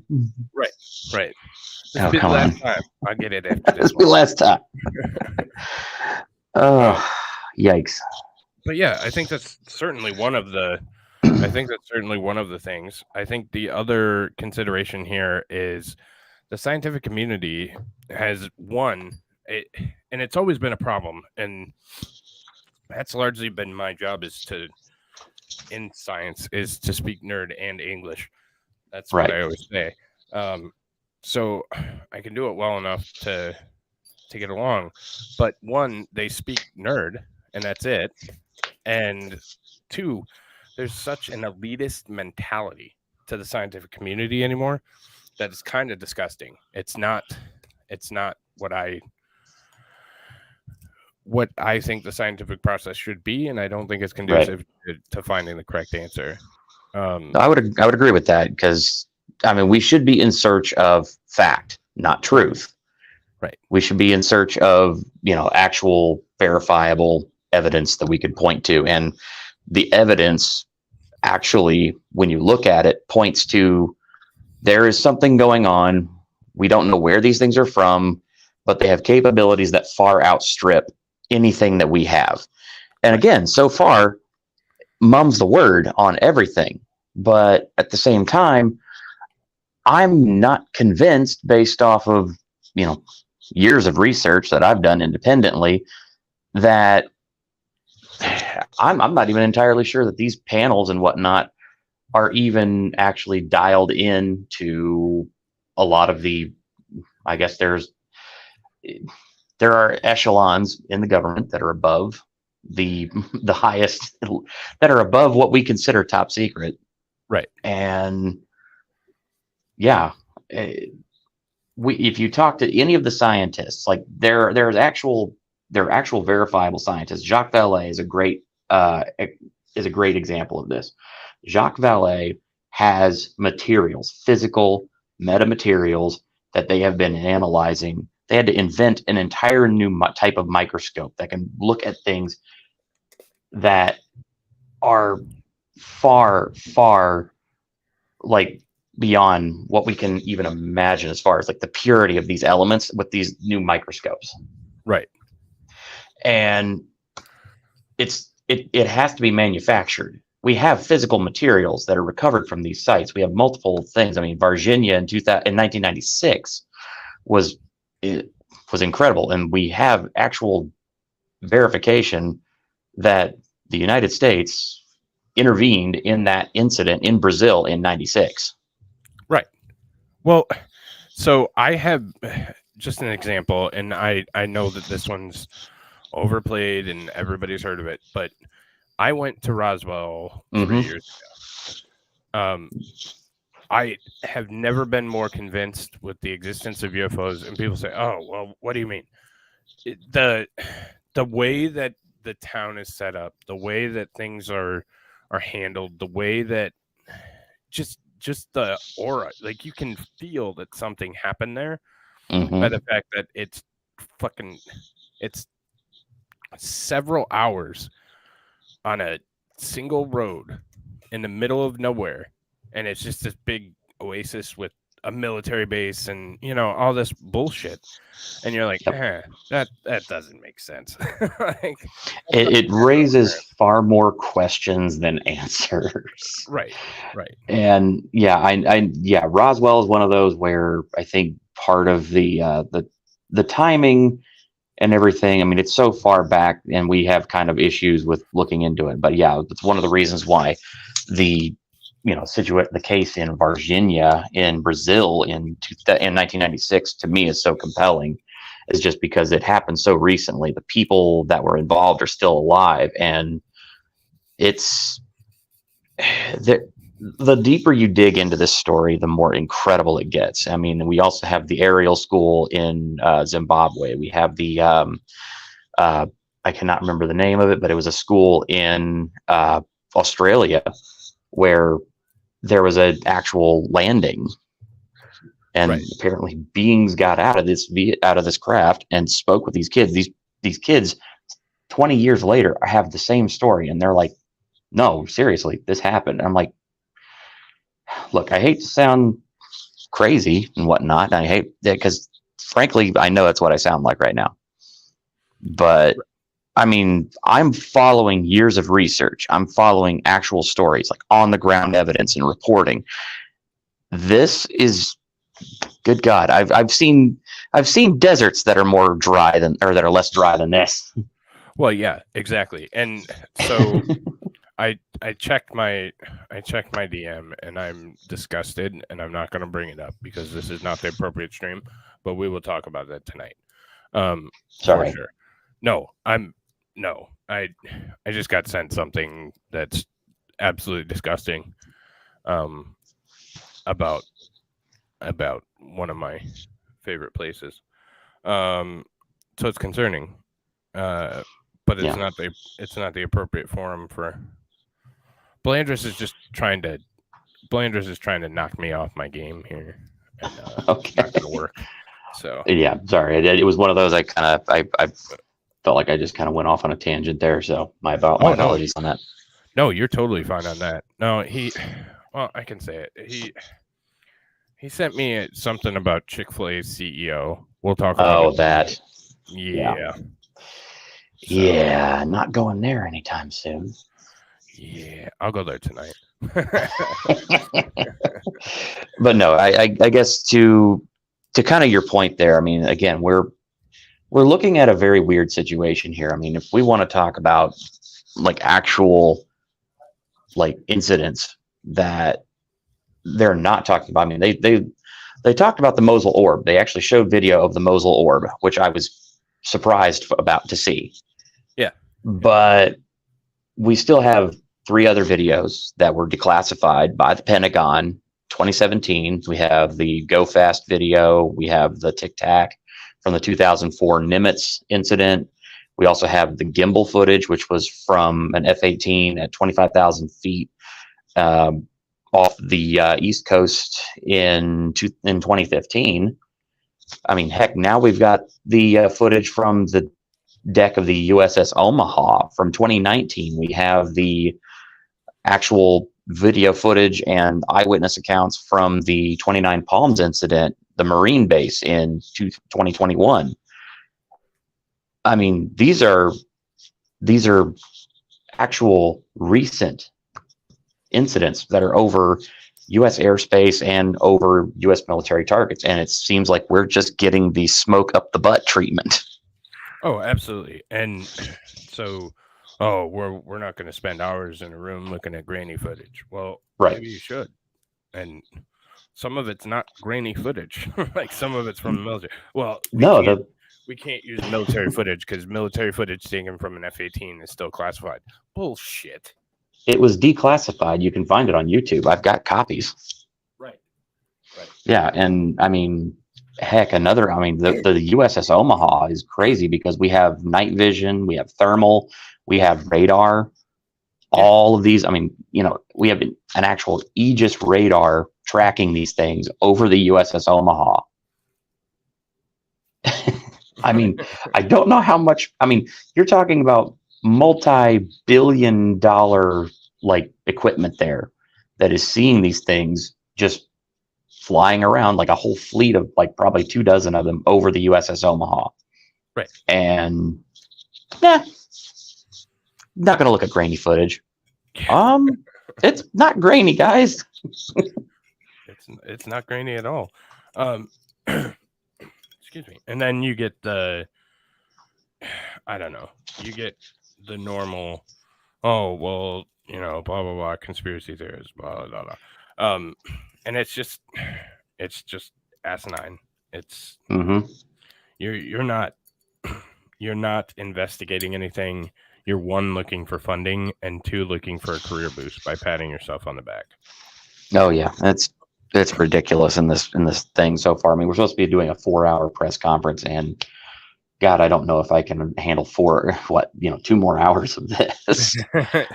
It's a giant circle jerk, and I'm just like, I am so sick of it.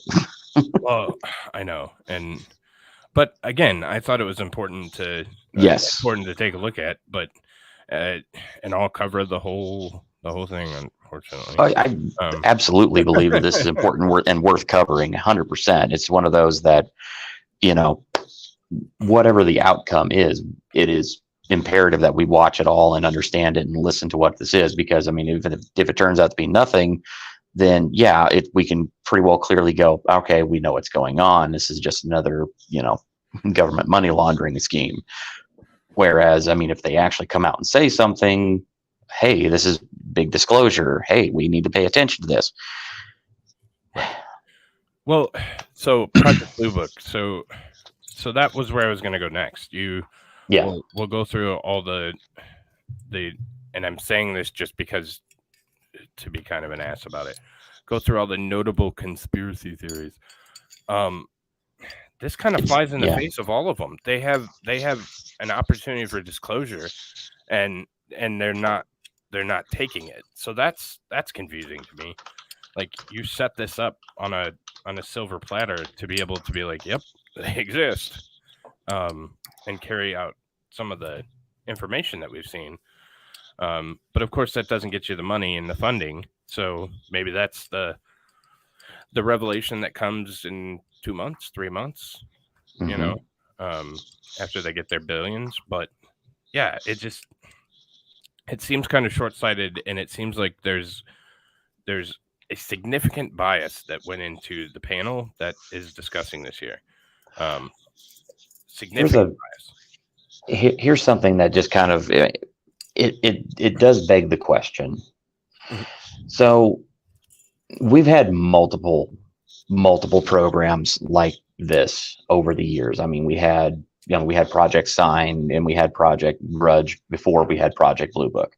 Project Blue Book ran from 47 to 69. There's really not a lot talked about whatever program took over from 69 until, more recently. I mean, as far as we know, it was kind of shut down. And then, the only good thing Harry Reid ever did was actually get funding for ATIP and the mother program, OSAP. Right. So we have those, and those have been going on. I mean, we have to look at ATIP. The actual director of the ATIP program, Lou Elizondo, he decorated military guy, and he actually works with CIA member Chris Mellon to walk the videos out of the Pentagon that get released. Now, they say they're declassified after they hit the wire from the New York Times. Yeah. But they literally forced their hand to admit this stuff. Right. So, I mean, there's been programs going on all this time. It's just a matter of we're only really now getting kind of a peek behind the curtain because of that New York Times story on December 16th of 2017.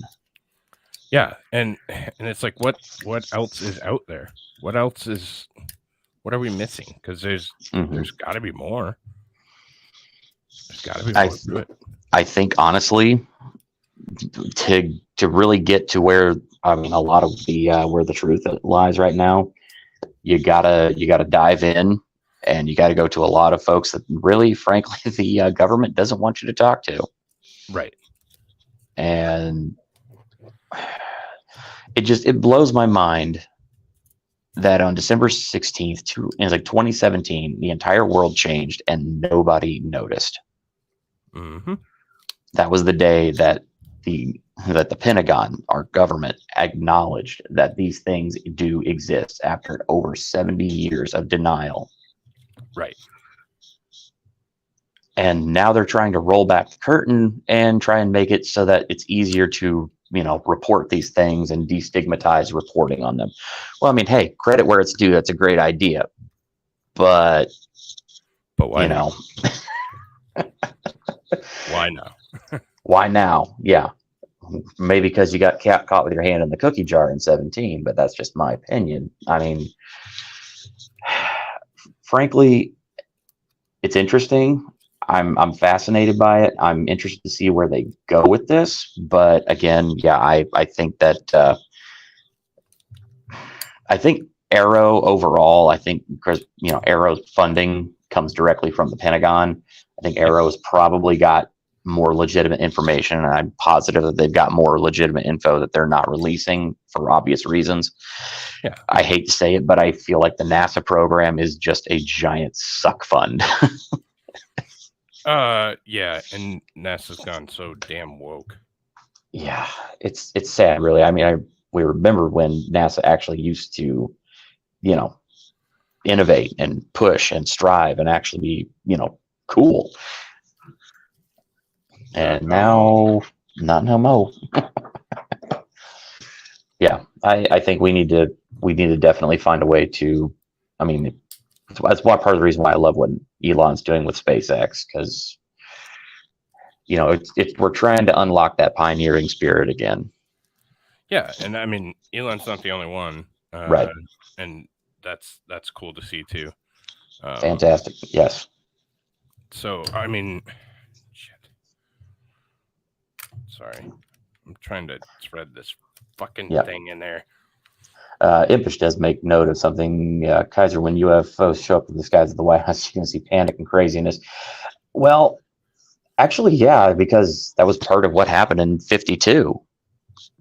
I mean, in 52, there were 2 weekends in 1952 where multiple, things were reported over Washington, D.C. We scrambled jets. And, we had 2 F-94 Starfighter jets that actually chased apparent craft. We have audio recordings from the cockpits. We have actual military generals that were on the ground at multiple air bases, as well as the radar data from these things. We have eyewitness accounts, hundreds of them. It led to the largest press conference basically since the end of World War II. And this happened in early July of 1952 with Major General John Stamford. You can find the actual press conference. It's on YouTube. It's public record. But one of the most incredible parts about that is it's been more or less kind of buried under a layer of just, forget it because it's old and it's in the past. But the reason that incident actually was the trigger to give more funding to Project Blue Book.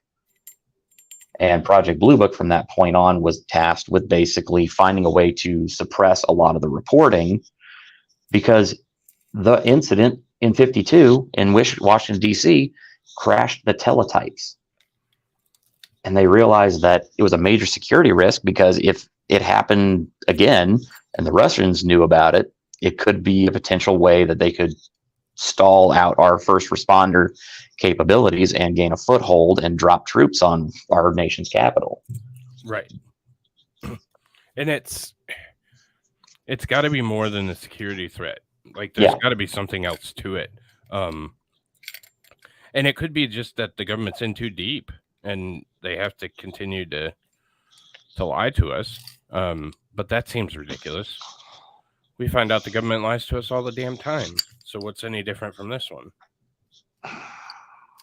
I think if I had to guess, I think it would have to be one of the situation where if they acknowledge any more than what they're already saying or really not saying, then it would basically require them to acknowledge that there is a possibility, there is actually something out there that is beyond our understanding and beyond our capability.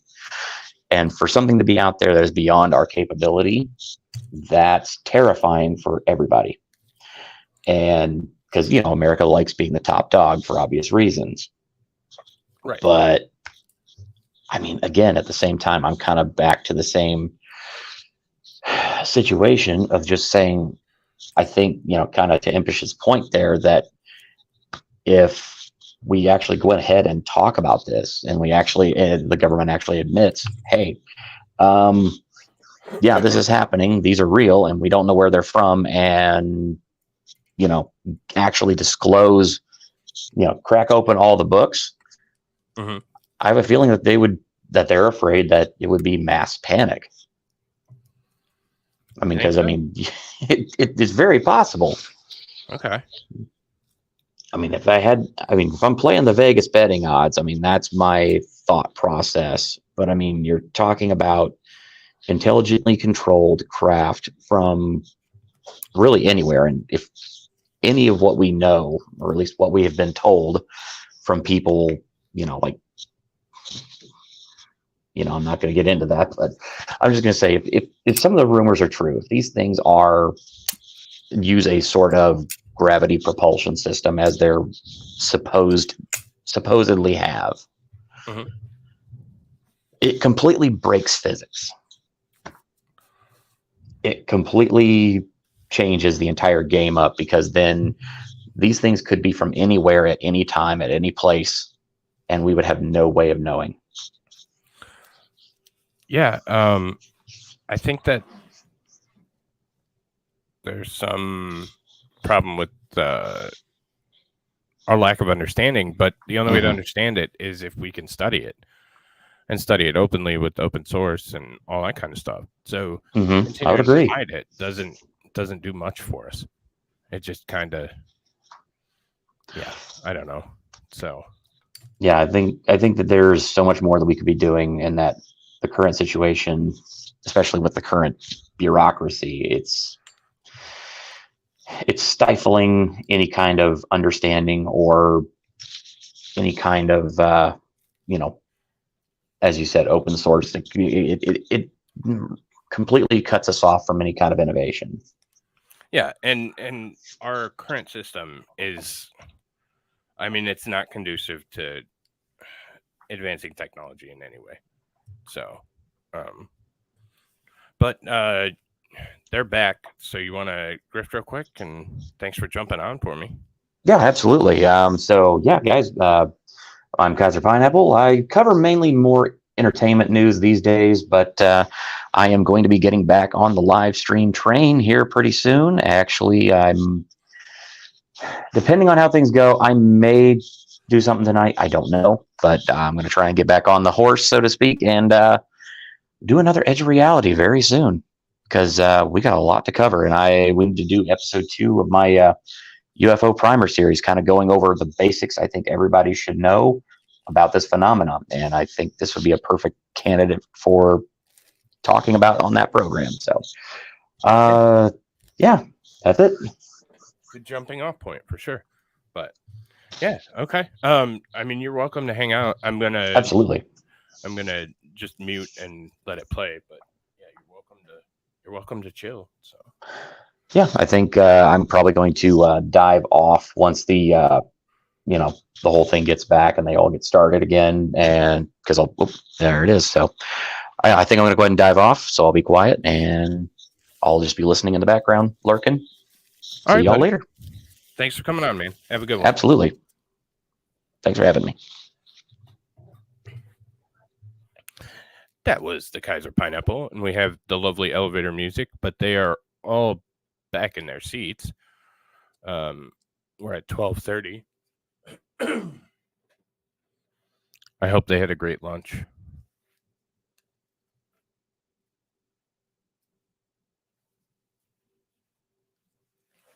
I don't know if they had a great lunch.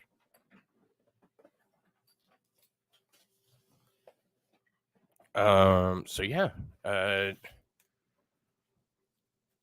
think this is a money grab. The more and more I think about it, any SpaceX people involved? No, not to my particular knowledge. This is their first official press conference. I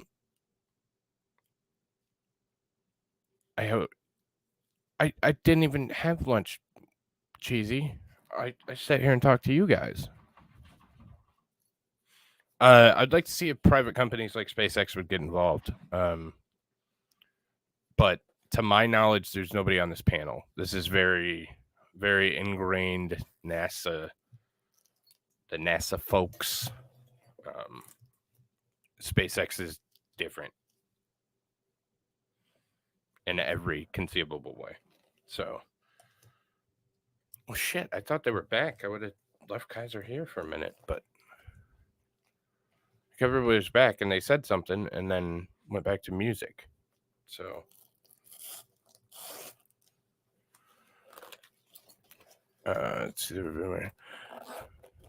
Yeah, and that's what I was talking about slightly with this is absolutely an elitist mentality in the science community, and I don't like it. I don't like it. There we go.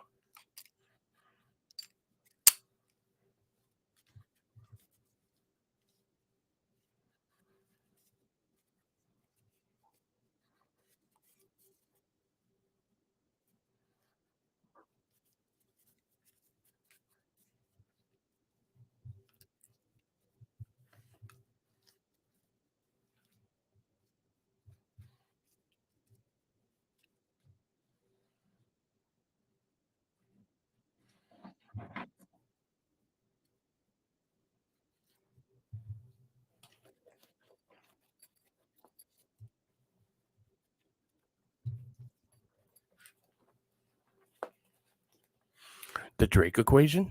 Oh no, some other lady.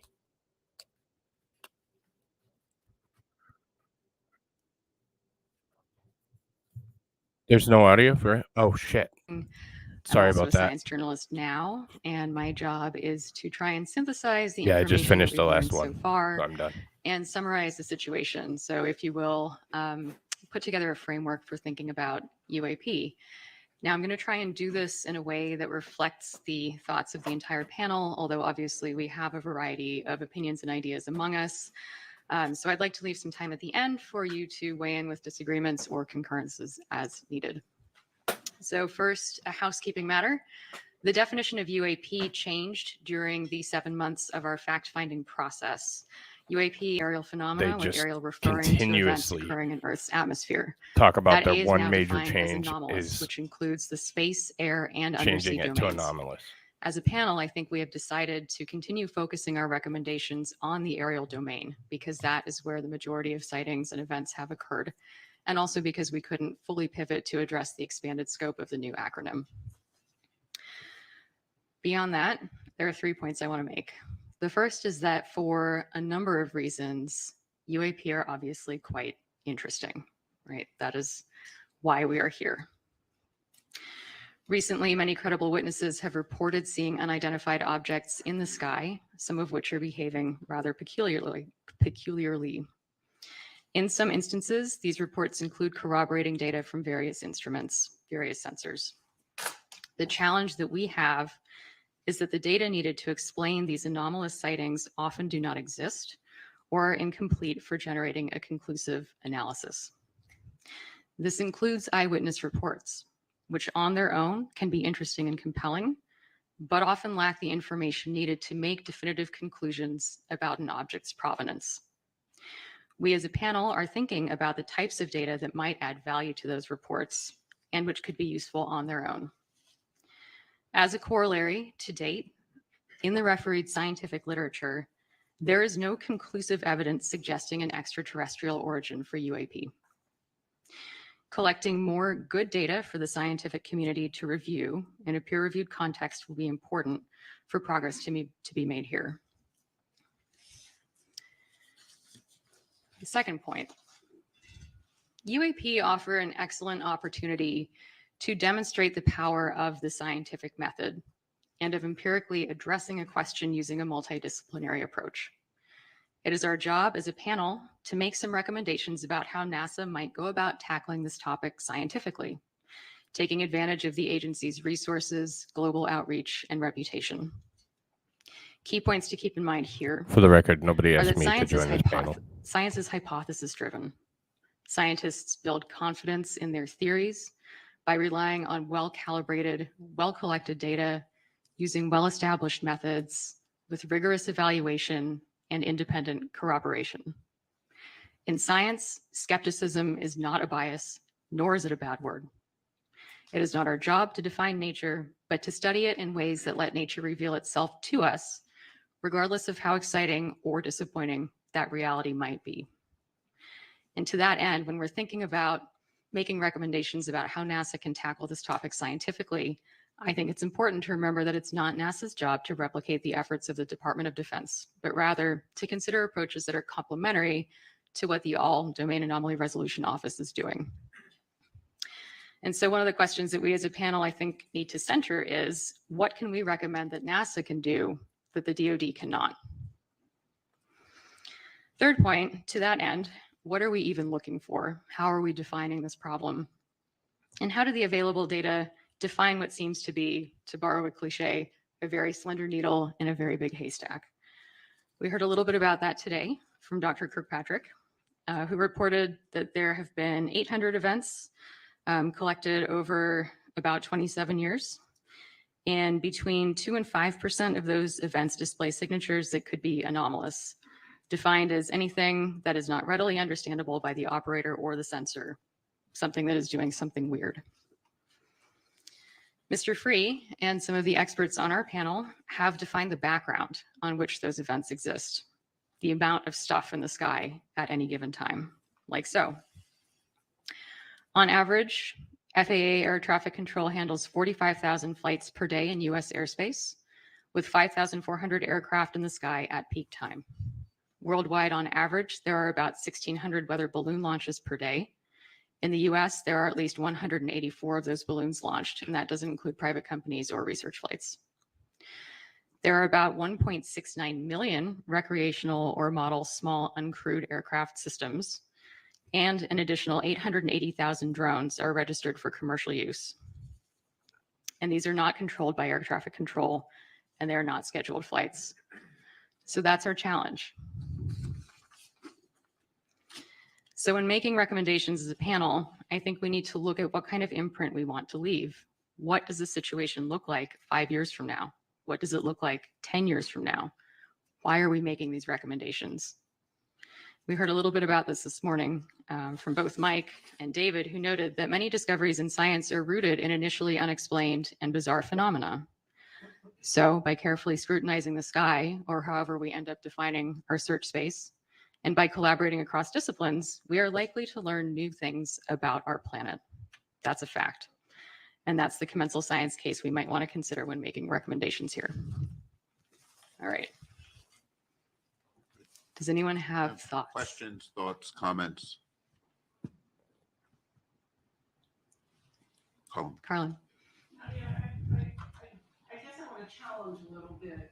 We changed the A from aerial to anomalous, as the legislation required. But I'm not sure we precluded anything beyond the aerial for this panel. And so I've just raised that as a question for us, even though mostly what we've seen, and I think NASA's mission space would be more the aerial.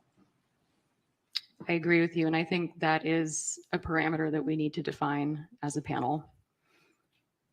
Yeah, I'll just quickly jump in and echo some remarks I made this morning that yes, the A changed from aerial to anomalous, but it's also accurate to say that the preponderance of events are in the aerial domain. That being said, your panel scope has expanded outwards, and I think we'll hear a little bit from David later on that very subject. I mean, I think anomalous, people often think about it as going down, including ocean. But I think what's very relevant for NASA is going out, right? And, you know, looking at things in our solar system. And I think in some sense, I think there's certain responsibilities in, you know, when we look at airspace, there's FAA responsibilities, there's DoD responsibilities. As you get further and further away from the Earth, eventually it's all NASA. Once you get out, you know, towards the, you know, certainly much of the solar system and out to our galaxy, that's all NASA. And when we start, you know, thinking about things like, you know, and this will be, you know, David will get to this, observations beyond the Earth's atmosphere.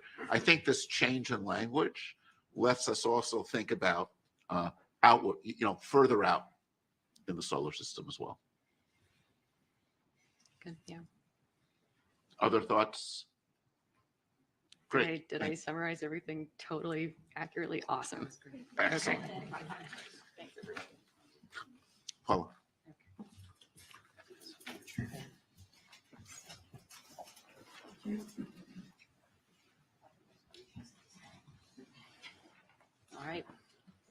All right, thank you. So I thought that was the Mansplaining prick. perfect intro and segue by Dr. Drake for addressing why NASA. What is or what are NASA's roles in UAP studies? So NASA primarily is a science-driven agency. It's committed to exploring and understanding air and space. And this includes, as we were just discussing, the unknown, right? Whether that's the farthest reaches of the universe or right here on our home planet. In that light, NASA has over 60 years of experience measuring phenomena in air and space, in air that might be aeronautics, astronomy, as well as measuring other Earth phenomena. And this may include aquatic or atmospheric phenomena as well. And they do this using the unique vantage point of space.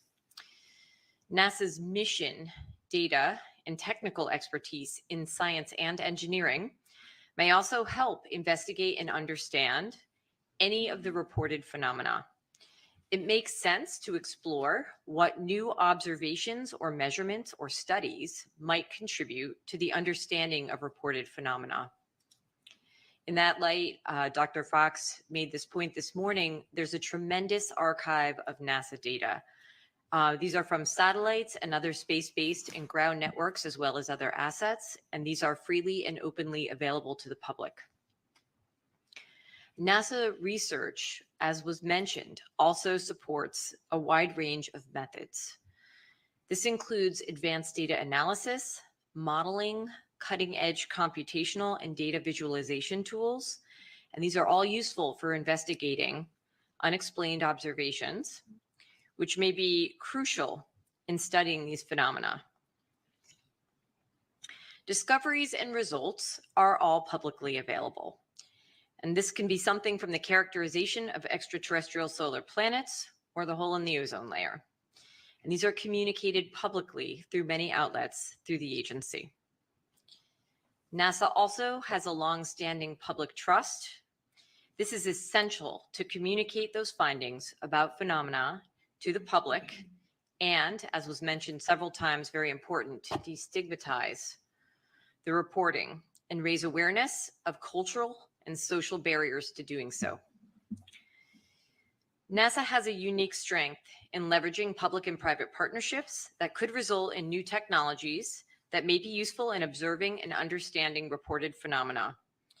These partners could include other federal agencies. We've heard from the FAA today, as well as NOAA was identified. And they may collect data that could help to understand reported phenomena. In addition, NASA has a strong record of international collaboration, which could be beneficial to study any of these phenomena, as that may require global cooperation and data sharing. And then one thing that really strikes me is that new understanding of anomalous events really comes from when we bring communities together, interdisciplinary communities that would not necessarily collaborate. And in my world, that might be biological and physical oceanographers. And I tell people to think a little more broadly. What if we brought together astronomers and earth scientists like we did on this panel? So those interdisciplinary research teams, as well as citizen scientists, could explore historical and current NASA and partner data for events, or more importantly, for environmental conditions around the time of reported events. And this may help in our understanding. And then finally, given NASA's experience with long-term missions, long-term projects, and scientific focus, the agency is really well equipped to handle the extensive and ongoing study of phenomena investigation that this likely requires.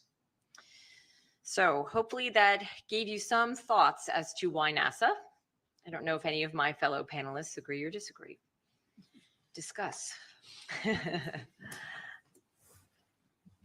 Yes. Paula, thank you. So NASA has a great visibility in the community, and UAPs are obviously of great interest to a very diverse range of people. So can you speak a bit about the opportunity that this provides for NASA to expand, the knowledge of the understanding of the scientific method?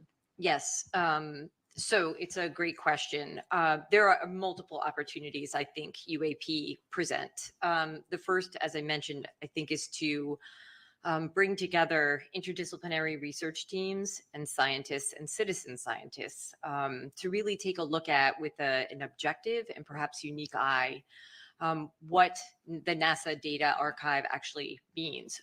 Blend in the partnerships, a renewed partnership that's at the federal, the international, and the private level, right? So I think there are any number of pathways that people could pursue that could be really advantageous for helping us to understand what's happening with any reported UAP. Questions? Thank you, Paula. This is Jelly Wright. Actually, my question and comment actually goes to both you and Nadia. Dr. Kirkpatrick gave us a definition of anomalous that it was not readily understandable to the operator or the sensor. And from the NASA's perspective, and for our panel, I think we have to consider a broader definition if we're talking about citizen science. And I'm curious of how we incorporate that, especially within the communication avenues that we were just discussing. It's a good question. Not all data in an archive are user-friendly, right out of the gate. But I think NASA does an excellent job making things like quick look or browse products available. You can go on the NASA website. You can look at different aspects of different things that the agency has in its mission to study. And I think if nothing else, people have become a lot more in touch with their surroundings and their environment and the changes happening there.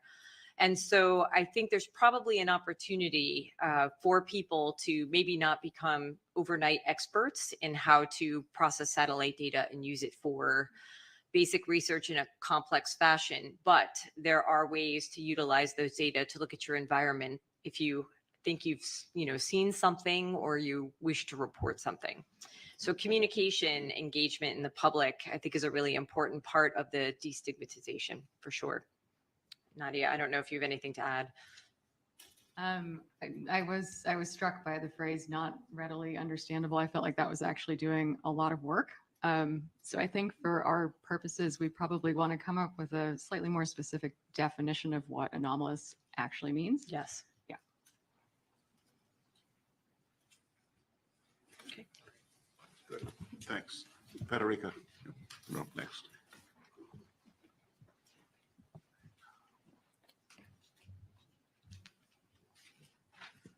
Hello, everybody. My name is Federica Bianco. I am an astrophysicist and a data scientist, and I bring this perspective to the panel. So for the next few minutes, I want to emphasize some of the things that my colleagues have already mentioned about the data, particularly the status of the data that exists, and what the data that we should collect to really understand what may be. We've already heard in a few cases by a few people that NASA's role is to explore the universe through the scientific method. The application of the scientific method to discovery requires that the data meets some standards that allow the data-driven approach. And there are many standards that have been established in the scientific community over the years. I can mention one, for example, it's called the FAIR standard, where FAIR stands for findability, accessibility, interoperability, and reusability. The current status of the data about UAPs does not meet these standards. The data collection is inconsistent, it's inhomogeneous, it's uncalibrated, the data are poorly documented and largely incomplete. They're also not systematically retrievable, which poses a problem in automation of the analysis. So UAP could benefit from data science and machine learning methods, from artificial intelligence that is developing at a rapid pace.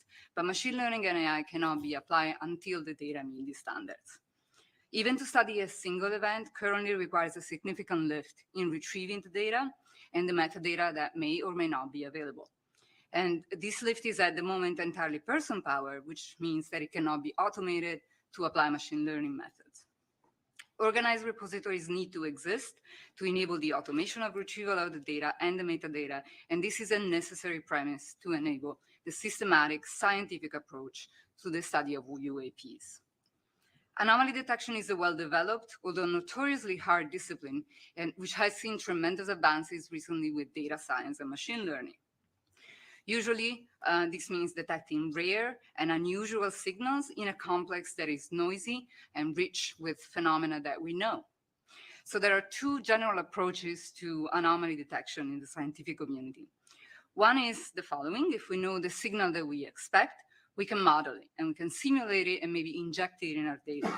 So we can develop methods that are specific to finding those exact signals or signals that are similar to those. And we might be able to conceptualize signals coming from physical systems that respond to the laws of physics as we know them, but we cannot comprehensively produce all possible signals that could relate to or explain UAPs. So the alternative approach in detecting anomalies requires a thorough and deep understanding of what is normal and usual to tease out what is unusual and unlike the rest. These methods typically fall in the realm of what we call unsupervised machine learning. What is usual, maybe the balloons, the aircraft, and what a wealth of natural phenomena that we have heard of.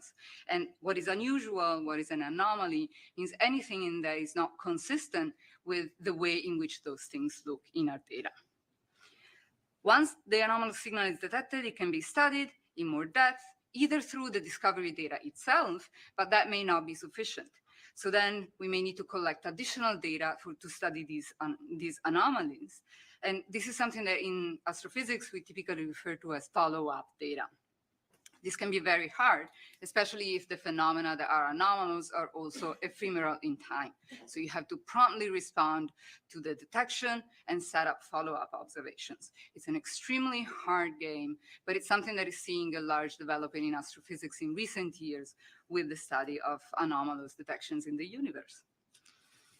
This approach relies entirely on a comprehensive and systematic organization of the data, which is paramount, and on a deep understanding of all the data that is actually usual and known. The data that we might want to collect ideally will be collected in a multi-sensor and multi-platform and multi-site manner. Eyewitnesses reports, I want to elevate what Dr. Drake said, cannot ascertain the nature of UAPs.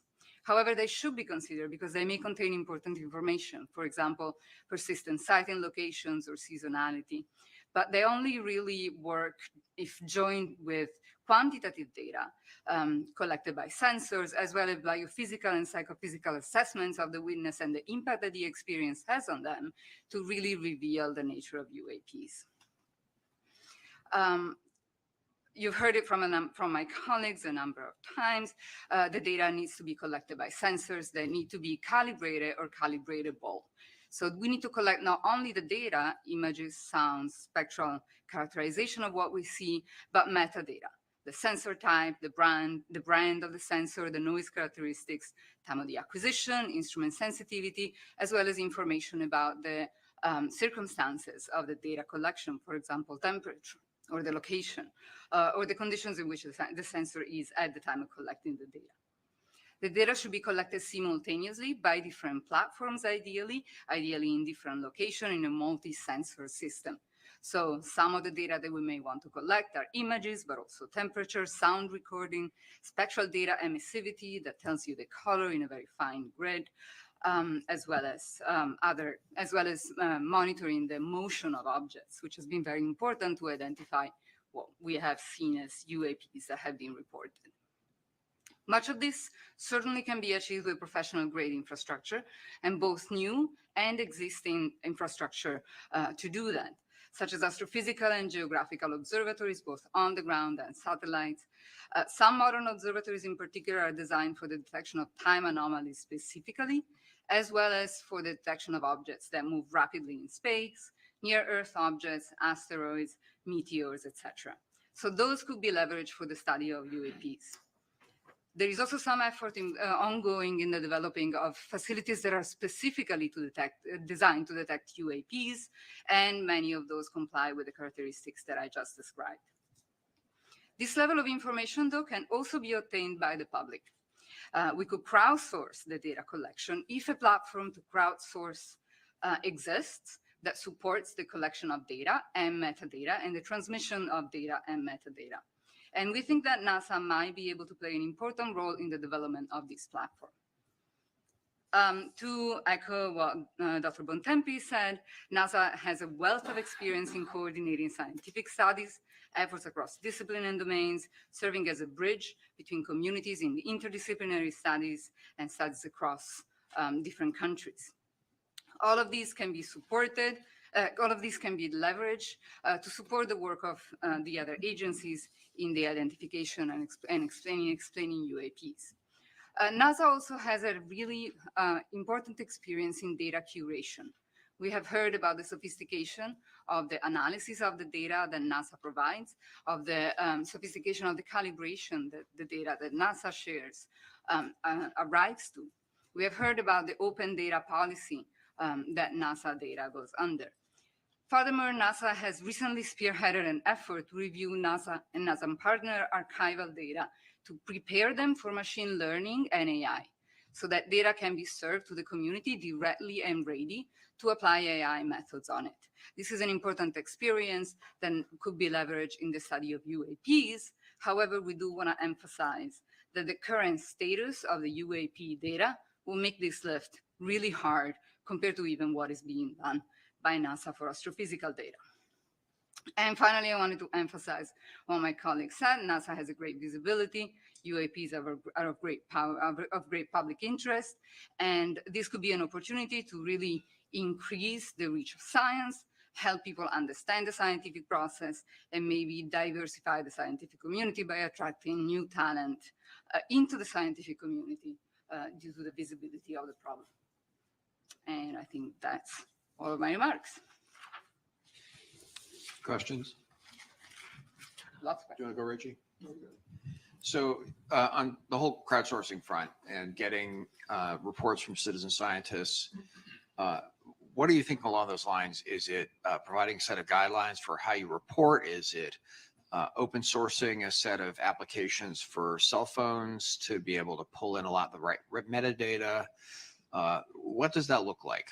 Yeah, so I think guidance wouldn't just a set of guidance of best practices, et cetera, would just not be sufficient. I think for cell phones to be able to pull in a lot of the right metadata, what does that look like? Yeah, so I think guidance wouldn't just a set of guidance of best practices, et cetera, would just not be sufficient. I think what needs to be provided is a platform You mentioned cell phones. Cell phones have been used for crowdsourcing, the study and detection of a number of things in astrophysics, in space science. So that can definitely be done. The issue, I think, is going to be to make sure that this platform is reaches a large enough community to really have a crowd to source the problem and coordination. Something that this could achieve, for example, is the follow-up that I mentioned earlier, right? So we need this Well, you want to community track that would people, use Dazer. the crowdsourcing You want to facilities implement to that be somehow. connected, so that if something is cited by one person, that message can go across and a broader community can point their sensors to the problem, to the sighting. And the data has to be transmitted to a place that can centralize it and curate it. Yeah, please feel free to say this is a bad idea. But if you thought about synthetic data, as you were talking, I was thinking, given the fact we don't have enough quality data to train a neural net, if we were to generate synthetic data based on the information we do have and then filling out the other characteristics as we might guess, does that then help us train something to iterate an AI to be able to find other correlations within data as we get it? So we do it all the time in data science, right? We do generate data sets where the data sets are sparse or scarce, and we cannot train machine learning models. It's a risky business because in the data that we generate, we embed the bias that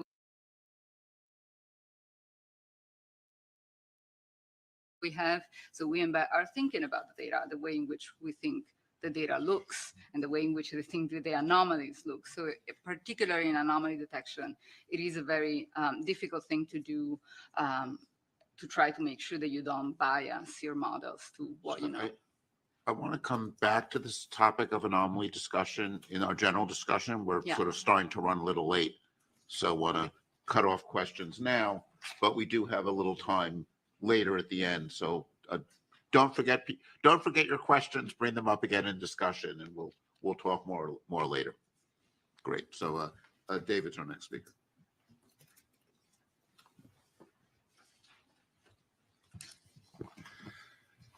All right, good afternoon.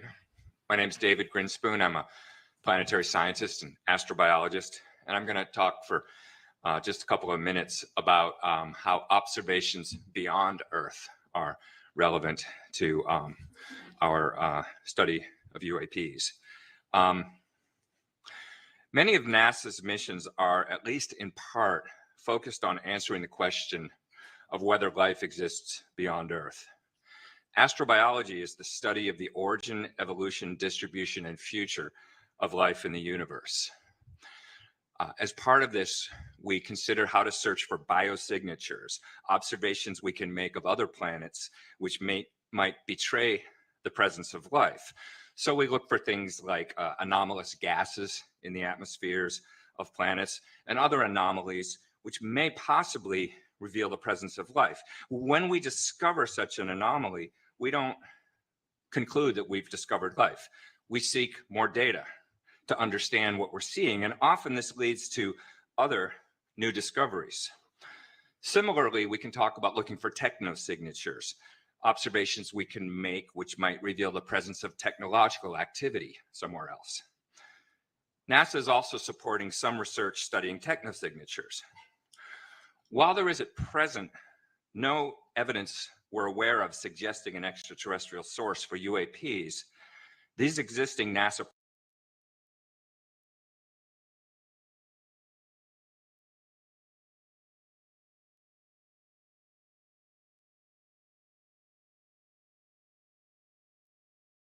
programs are relevant to the question of UAPs in at least two ways. Is it a known or unknown natural phenomena? Must it be technological?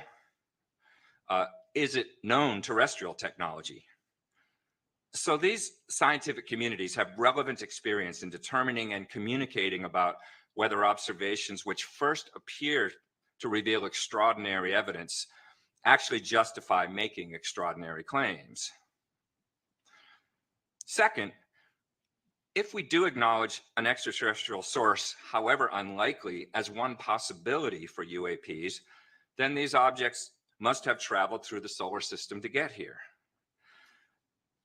Within the scientific community, there's a widespread, but by no means universal belief that there are extraterrestrial civilizations. And we have a well-developed rationale. There's a lot of literature for discussing this, which I won't go into now in the interest of brevity, but it has to do with the vast numbers of exoplanets and the timescales of evolution and the possibility of convergent evolution on different planets leading to somewhat similar outcomes. It's a fascinating subject, but the relevant point here is that the same rationale which supports the idea that extraterrestrial civilizations may exist and may be detectable also supports the idea that finding extraterrestrial artifacts in our own solar system is at least plausible. NASA is the lead agency for solar system exploration. It already has an active program of detecting objects in our solar neighborhood using both ground-based and space-based facilities. And it could leverage those capabilities to search for objects in space with anomalous motion, anomalous trajectories, unusual light curves, anomalous spectral signatures, or other characteristics. Most of the solar system has not been searched for artifacts or anomalies, and these modest data analysis efforts could potentially be applied to existing and planned planetary missions. The galaxy does not stop at the edge of the solar system, and the solar system does not stop at the top of the Earth's atmosphere. It's all a continuum of possibilities worthy of investigation. If NASA applies the same rigorous methodology toward UAPs that it applies to the study of possible life elsewhere, then we stand to learn something new and interesting, whatever the ultimate explanation is of those phenomena. And that's all I wanted to say right now.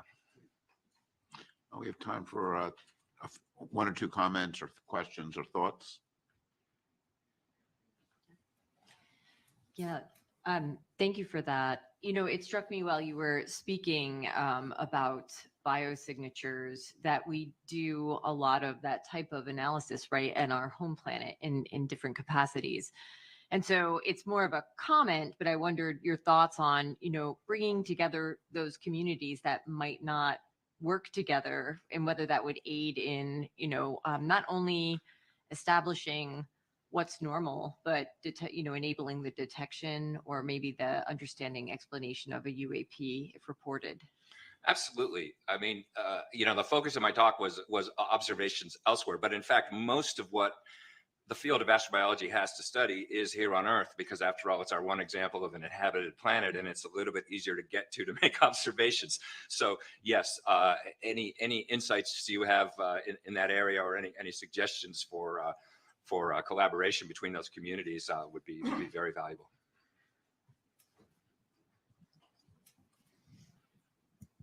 So of course, NASA hasn't been researching the technosignature field for very long, and there's been a stigma with technosignatures for many decades.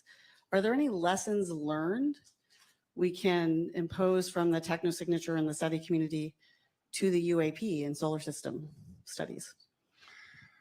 That's a really good question. I guess the immediate thought it sparks in me is that, technosignatures were kind of treated, kept at arm's length for a long time by NASA because of stigma, and ultimately can't be kept away forever. If you are an agency, curiosity driven, trying to understand the whole universe, you have to move beyond stigmas and just try to honestly look at whatever evidence there is. And so I think in that broad sense, the same lesson ought to apply to UAPs.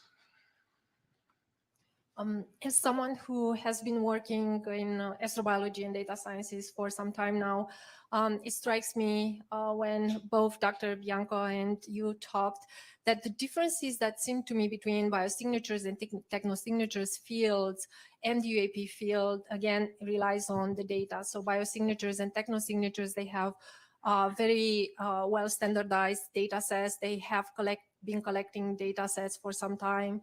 And they are able to apply machine learning, artificial intelligence algorithms, while it's a totally different question with the UAPs in how we can apply artificial intelligence here. So again, just like Dr. Bianca, how she said, It's about data standardization. So I hope that the UAP field will learn how to work with the data from the biosignatures and technosignatures fields. So.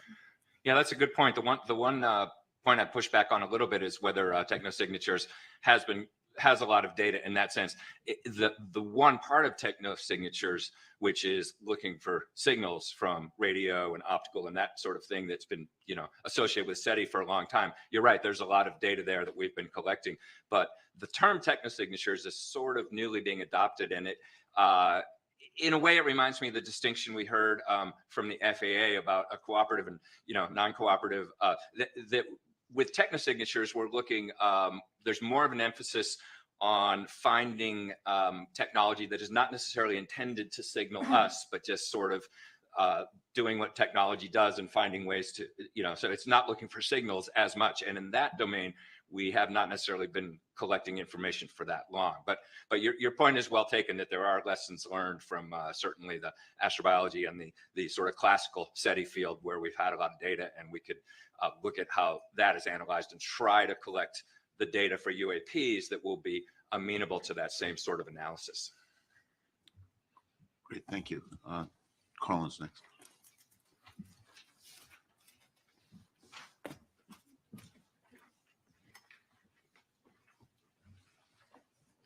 Hello, everybody. I'm Carlin Toner. I'm an aerospace engineer. It really struck me when Dr. Drake opened up this afternoon and talked about this really small needle in a really big haystack that we're looking for. And I'm going to talk to you about reporting, a theme that we've heard a lot. How can we make that haystack smaller and that needle bigger? So reporting of UAP events has received a lot of attention recently, but I think that there are still barriers for people to report. How or where should they report? Will someone take action on their report?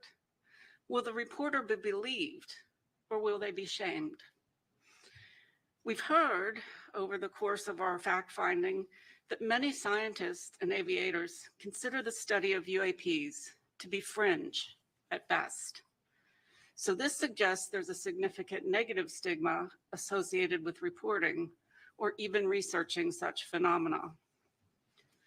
That said, by encouraging military aviators to disclose anomalies that they've seen or detected, the Department of Defense is receiving many more reports.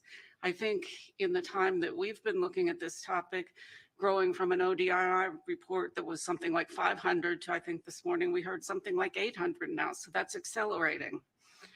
And DoD will soon also mandate, if not already, reporting by pilots, which will even grow that set. I would propose to this panel that NASA can help make it safer for researchers to explore data in the civil aerospace domain simply by starting that work internally.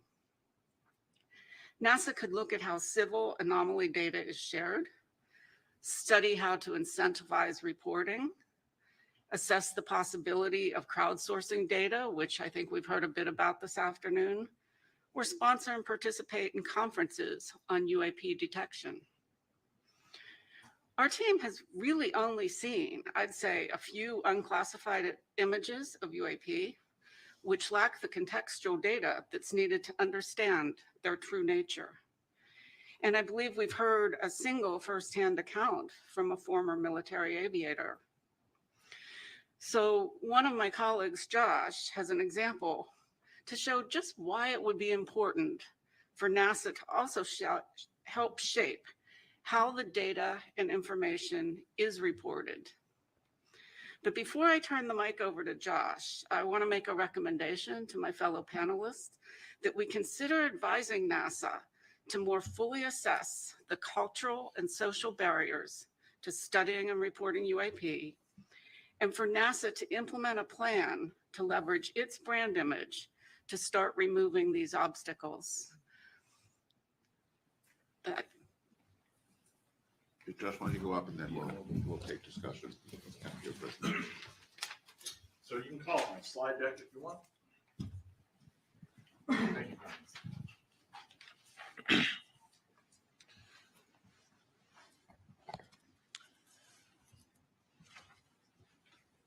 So it's not the charge of our panel to evaluate UAP evidence, but part of our statement of task is to assess the scientific analysis techniques that are available. You don't have to start it just yet, and and how we might use them to determine physical constraints on UAP.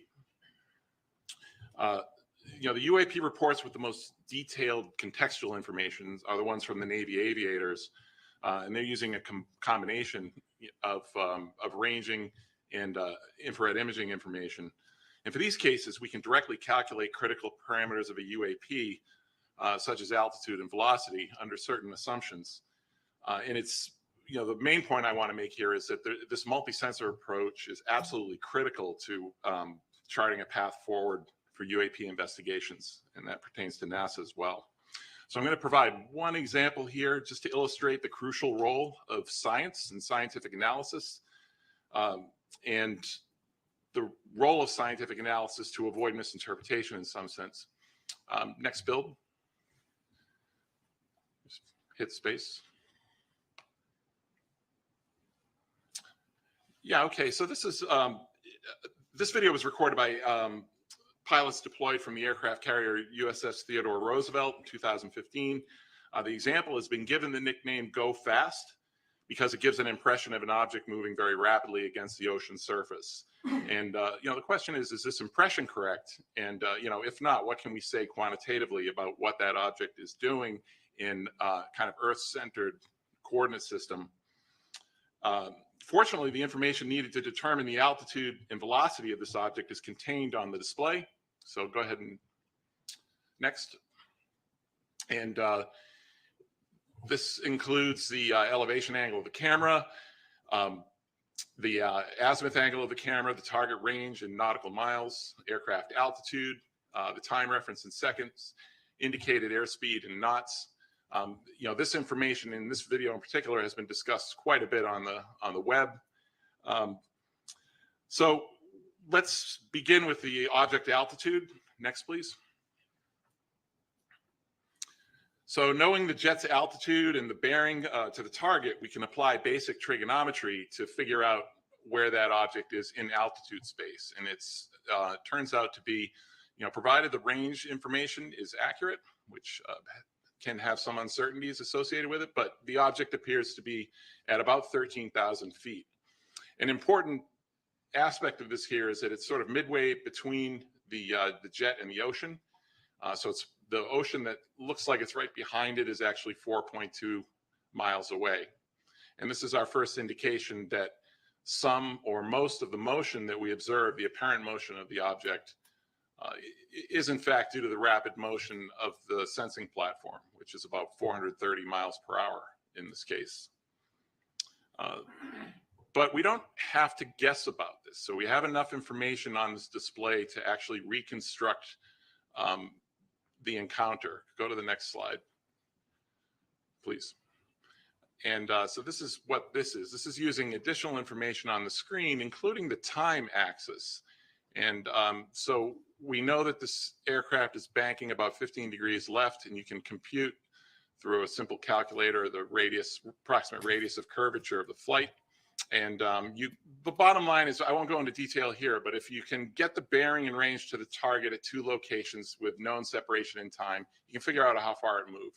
And in this case, this object moved about 390 meters in 22 seconds. And that corresponds to a velocity of just 40 miles per hour.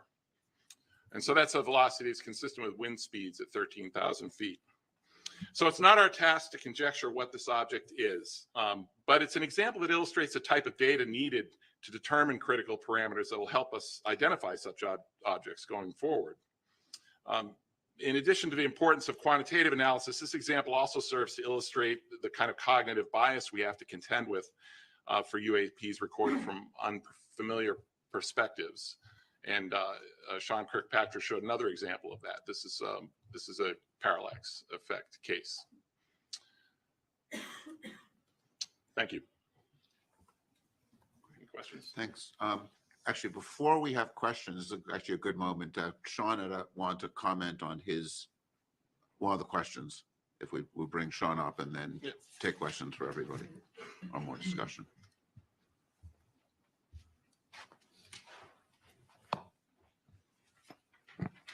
Thanks. That was actually very helpful for everyone, I'm sure. Just one piece of clarification on the video that we showed. The second one that was the newly released one had the 3 aircraft in it. The question was asked about if it was a stabilized background against which the jitter was showing.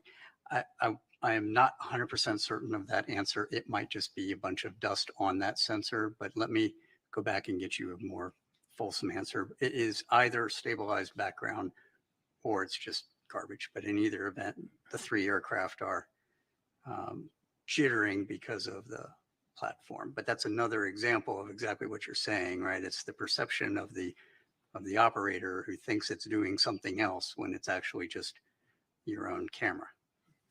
Right. Yeah, if I could just, Sean, in your event, it seemed to me that what you mean by jitter in this case is the plane is actually making motions that are causing a parallax. So it's actually more than that. So the plane will move and that'll cause the parallax that you just showed. But the sensor itself, a lot of these cameras are in gimbals. For those of you not certain what a gimbal is, it's the thing that your cameras sit on, your telescopes sit on, it moves it around in different directions. Those can sometimes be stabilized, in which case they damp out the motion of the platform.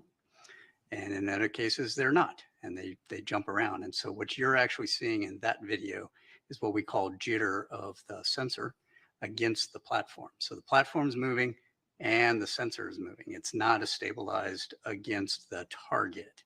But once it's collected, sometimes in processing, the background is stabilized frame to frame, just like some of those TikTok videos you see, right? Same idea. Yeah, I just wanted to jump in here. I think make a couple of comments to just follow up on what Josh said. And my experience of flying, over 15,000 hours, 30 something years in airplanes and both in space, and the environment that we fly in, space or, an atmospheric flight, very, very conducive to optical illusions. So I get it why these pilots would look at that go fast video and think it was going really, really fast. I remember one time I was flying in the warning areas off of Virginia Beach military operating area there. And my Rio thought, the guy that sits in the back of the Tomcat, was convinced we flew by a UFO. So I didn't see it. We turned around. We went to go look at it. It turns out it was Bart Simpson, a balloon. Oftentimes in space, I would see things and I was like, oh, that's really not behaving like it should. It doesn't have the trajectory of a satellite or a planet on the back of the star field. And every single time when I would look at it long enough, I would realize that it was atmospheric lensing. It was the fact that what I was looking at was actually flying behind the atmosphere. And because of variations in the atmosphere, it made the trajectory look like it wasn't going in a straight line. It was going like this and it would go like that and it would turn in the other direction. Was always the case. My brother, Mark Kelly, a former NASA astronaut and also now a U.S. Senator, I was with him for dinner last night, and he shared a story with me again that he had shared years ago, but I had kind of forgotten about it, and I think it's worth sharing. And that is when he was the commander of STS-124, I think it was, in 2008. They were getting ready to close the payload bay doors of the space shuttle. And before they do that, you got to make sure nothing interferes with the doors, because if the doors don't close properly, the space shuttle can't re-enter the atmosphere. It would come apart. It's part of the structural integrity of the vehicle. So they see something in the payload bay, and they thought it was a tool, maybe a bolt. They couldn't quite figure it out. They were potentially going to have to go and do a spacewalk to retrieve it. But before they did that, my brother grabbed the camera. They took a picture of it. And when they blew up the picture, they realized that this is not a bolt or a tool in the payload bay. It was actually the International Space Station that was 80 miles away. I mean, that's just a really good example of how this environment we operate in is so conducive to optical illusions. Oftentimes, guys fly into the water. And there are cases where, pilots have rendezvoused on a buoy because they thought that was their wingman. It's just very, very challenging environment to work in, especially at night. And in my experience, the sensors kind of have the same issues as the people's eyeballs.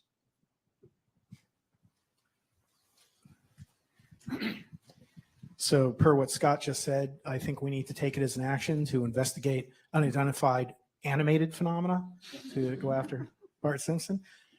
I think what Josh and Scott said is very, very helpful and shows why we need multiple sources of data. Were there radar hits? Were there other sightings? Unless we can look at this from a holistic perspective. See, the elitist bullshit. Draw They're just talking conclusions. about, oh, and it's relative to they're stigma, I making fun appreciate of the people reports our that colleagues gave. think about it. I think there's plenty of stigma right here in this building. I'm sure, Dan, you suffered from it at times. And I just want to commend Administrator, although who's always be Senator Nelson to me, for his leadership and candidly courage in getting NASA to tackle this issue. And as we look at what Sean had articulated, that what he wants NASA to do, as we look at the recommendations for reporting and how we need to collate that reporting, I'm very concerned that this could be effectively done on an ad hoc basis. And I've been a part of far too many panels and studies that end up sitting on the shelf. I don't want this to be one of those exercises. And we can discuss this further, but I would call for and recommend a permanent office within NASA to support this activity, albeit likely a modest one, but to collate this information, collate that data, to archive the information, and act as the open forward. Oh, a permanent office so they counterpart can have to jobs Sean forever. And Aero. I think then we could continue and actually accomplish the reporting, the stigma issues that have been raised, and we could do so in a relatively affordable fashion. Because again, I don't want all of our work to end up being in vain. Good. So now Jen's going to turn to our charge. And you know, as a panel, when we were convened with a set of questions that we were charged to address, we've been addressing them through the topics we've talked about and through things as we've been thinking this through, but we're going to organize the next part of the discussion with Jen presenting these things. And this is also a chance to get into some of the discussion phase, because we can look at each of these questions as the topics that we want to make sure we address as part of the report. Jen. Thanks, David. And I want to thank the panelists all for all of your work, all of the knowledge that I've gained from each of you through this time. I took it upon myself in preparing for today's meeting to draft a statement that answers the 8 questions that we were provided at the beginning of the last summer when the panel was created. So I'm going to read the question out loud. I'm going to read my statement, and I'm going to pause, let you think and reflect. And if there's, remember, this isn't all of the details associated with each of these answers, right? This is to be a kind of high level, make sure we've got the major points there. And this is an initial take for these answers. So the first question goes, what types of scientific data currently collected and archived by NASA or other civilian government entities should be synthesized and analyzed prior to potentially shed light on the nature and origins of UAP? So the panel reviewed data sources, analytic tools, data architectures from NASA, NOAA, FAA, Commerce, and others. The data that we recognize were not collected for the purpose of identifying UAP, which leaves bias in the data that was collected. Even though there is an immense amount of data available, it is hard to access, and the sensors that were used were not well calibrated for identifying anomalous phenomena. No questions. Moving forward. Question number 2. I kind of feel like Jeopardy. What types of scientific data currently collected and held by nonprofits and companies should be synthesized and analyzed to potentially shed light on the nature and origins of UAP? Many organizations exist to track sightings of anomalous phenomena in the Earth's atmosphere, both nonprofit, for-profit, and otherwise. The study panel concluded that much of the inputs collected by these organizations are not considered scientific data in nature, and that they do not contain unbiased information, they're not repeatable, and they typically come with eyewitness accounts, which we've heard even today, that there's hesitations with using only eyewitness accounts to recognize or identify UAP. To the point about commercial or companies, there are a lot of space companies that some lobbied hard to get in to present to us. They have troves of data, but they're collected for a variety of different purposes than the purpose of UAP. And those systems, while they are well calibrated, are only one source of many that could be used. And questions, comments, concerns? Yes, Carla. I'll bite on that one, Jen. You know, I think your answer is correct as to what we've seen.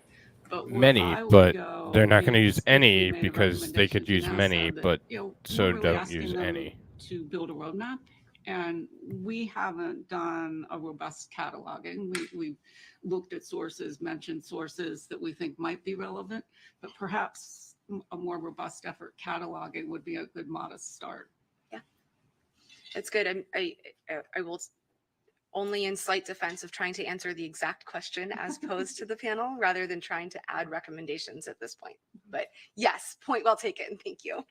Yeah, I mean, I think one of the data sets that we just learned about, you know, heard more about today, and thinking about sort of calibrating things is the FAA data on anomalous, you know, tracking events, right? And I think this is something where if we had, you know, some imaging software, people, you know, citizen scientists with cell phone cameras identify some event that looks interesting, one of the places you'd like to be able to turn is the FAA data.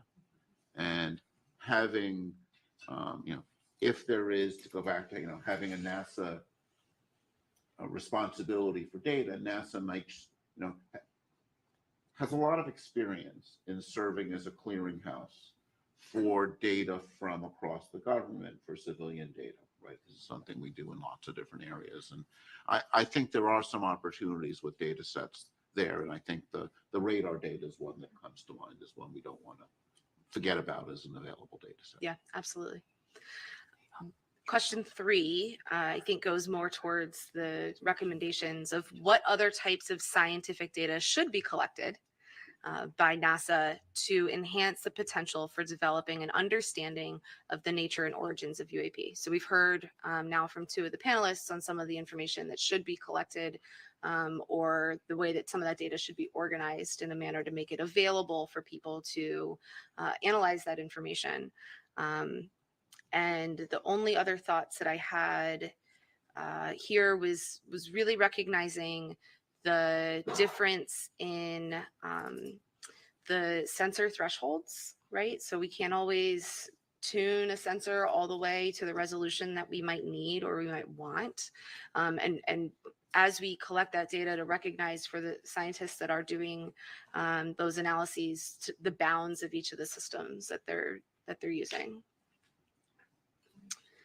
Yeah. You know, what strikes me on that one, when you were reading the answer, the proposed answer, was what may be new, maybe something that's new to NASA in the sense of like a time series, so we can know what's normal, so we can perhaps identify what's not normal or anomalous, right? So I'm not sure to what extent it's like the most unsexy thing to sell on the face of the planet, right, is making consistent long-term observations. But I think that the agency may be set up to do just that for multiple reasons, right? Yeah. Persistent data collection. The agency does that in a lot of cases for astrophysical purposes. So the infrastructure, of course, you know, pointing up and pointing at a different distance, but the infrastructure for collecting this kind of data, organizing and keeping it, and that does exist. Yeah. And there are, in their defense, a lot of satellite companies that are doing that persistent collection as well. Question 4, which scientific analysis techniques currently in production could be employed to assess the nature and origins of UAP? Which types of analysis techniques should be developed? So this is a two-part with what exists today and what should be. So we're looking also at recommendations. Based on the information provided by the presenters to the panel, there are very few credible analysis techniques available that currently exist to assess the nature and origins of UAP. The onset of artificial intelligence and automated analysis techniques give promise to being able to do that in the future. I wanted to add something to that, perhaps, which is that really to design the analysis, you need to know what the data looks like, right? Yes. So, you know, we can't really say what kind of analysis should be created on the hypothetical data that we're recommending should be collected in some, you know, Right. somewhat specified fashion. If it's all hypothetical and we want Right. to collect all of this data and we know what format it's going to be in, we can design analysis techniques around it. And at that point, it's likely that there are Yeah, to analysis find it, techniques we have that to are- have found that it already and exist. then There's a Absolutely. wealth of find it. anomaly detection work. Mhm. We just don't know Before we which find it. one will be most suitable because the data as it should be doesn't exist yet. Correct. She said exactly what I was going to say. Yeah, and that's what I was getting at with my point. Not that those analysis techniques don't exist in the scientific community, just that they're not being applied to this problem We set right can't now. tell if and aliens it's harder exist to if apply we them haven't when you found don't them yet. have Jesus. the known data of what would go into those. David? Yeah, I think something we want to stress here is the importance of uniform data Yes. in the way it's collected, because particularly when you're looking for outliers, if you have data coming from many different observing techniques, right, and just having a uniform set of cameras, a uniform set of detectors, so you understand and characterize them, right? Because this is a needle in the haystack problem, and you know every camera. I mean, I'd mentioned in the opening session, ghosting in optics. Yes. You know, that's going to be different in every different detector. Right? You found the needle, you just won't pick it up. Before we get to the analysis techniques, we want to make sure we design the data collection so that the analysis techniques can effectively be used on it. Right. Yeah, I'm but can I getting take a pissed. slight issue with that, which is These idiots. it sounds like you're implying that you need a single way of collecting the data. I'd argue it's really you need to understand the various ways in which you're collecting the data and you're able to cross-calibrate across those different approaches. Because I seriously doubt that Yes, there we need is a sensors that are single all exactly the detector. same and they I- have to be I think a perfect, handful or of we ways so can't that you're Yeah. trust any of the data. well characterized. Things need to be well characterized to be useful, I guess is the way I would state it. And it takes time and energy to well characterize things. So that's I think the challenge. So following up on both your points, I think it's where we can actually apply artificial intelligence. So we cannot apply artificial intelligence on the current data, but we can apply artificial intelligence in a way that we can design characteristics for the data that we need and how we can collect the data that we need. So Why can't you? This is probably more of a Why can't frustration you than apply it to anything the else, so I current don't know data? how Oh my helpful it'll God. be, but I think we're not looking for a needle in a haystack. We're looking for an anomaly in a haystack. We don't even know that we're looking for a needle. That It's just a discolored piece of hay. well, I'm from Montana, so I love good hay analogy. Oh yeah, I shake don't my know what the head because I'm phenomenology so is that we're happy. We Fuck say you. anomalous. Again, this question earlier, what does that mean? Anomalous acceleration? Like, I think as we try to look at the data, we're starting from an almost impossible position when if we don't know what we're looking for, is it a radiation signature? Is it something electromagnetic? Is it something like that? Is why this is so challenging and frustrating to me that we're talking about. They found the monitoring needle. It something was that we just don't Hunter even know what we're Biden, so supposed they to had to monitor. disregard it. Let me just offer, Josh, before you jump in, the scientific process of hypothesis-driven research, right? Of that, while we don't know all of the possible outcomes in the entire world, we can ask very specific questions and go about it in a very scientific process to understand. So you're right, we don't know exactly what we're looking for, but we know hotspots, as we've seen from both FAA and Aero. We do know some of those conditions that we might be looking for. So if you start with kind of what you know, or places to start to go and look, and you start with the data that we have available You're starting to piss me off, you little we pig might son of a start bitch. being able to untangle the chicken and egg problem. Jen, what is the phenomena that we're looking for? So we've heard them from Little Sean. Rocket Man. I would pull up Sean's chart, but I can't quickly do that. Of the criteria that he said on the trends, I use the word criteria, he said trends, of 6 or 7 phenomena, I guess, of specific size or within a specific motion range. And it's something different than what we've seen before, something we don't recognize. And so when you go to look for something that you don't recognize, it can be pretty easy, in that we've fooled ourselves today and even watching some of these videos of what's going on. But when you're able to corroborate that with 3 or 4 other sources, it starts to make sense, right? So something that looks like magic to the naked eye or to that camera and that sensor isn't, once you understand all of the effects of what was going on in the surrounding environment. So I got a question. Can we, because I got the same frustration you do, right? It's regardless of what you're looking for, if you don't know what it is, whether you're using AI or match filtering techniques, you can't find it, right? You can't find it. So because the question I have is, can we use social media, that kind of thing, as a way of queuing to know where something's happening? Because we know Google searches can lead you to better understand where outbreaks happen, right? Disease outbreaks. Can you use similar type of conflation of data to start saying, well, something's going on here. Let's start queuing sensors in that area. That requires some real-time capability, but is that something we can think about? Can I object to that just a bit? You can find things that you don't know how they look. Okay. There is a lot of the algorithms in anomaly detection are really based on let's find out how what we know looks like, so that anything that doesn't look like that can be identified and spotted, and then we can think whether or not we understand it, right?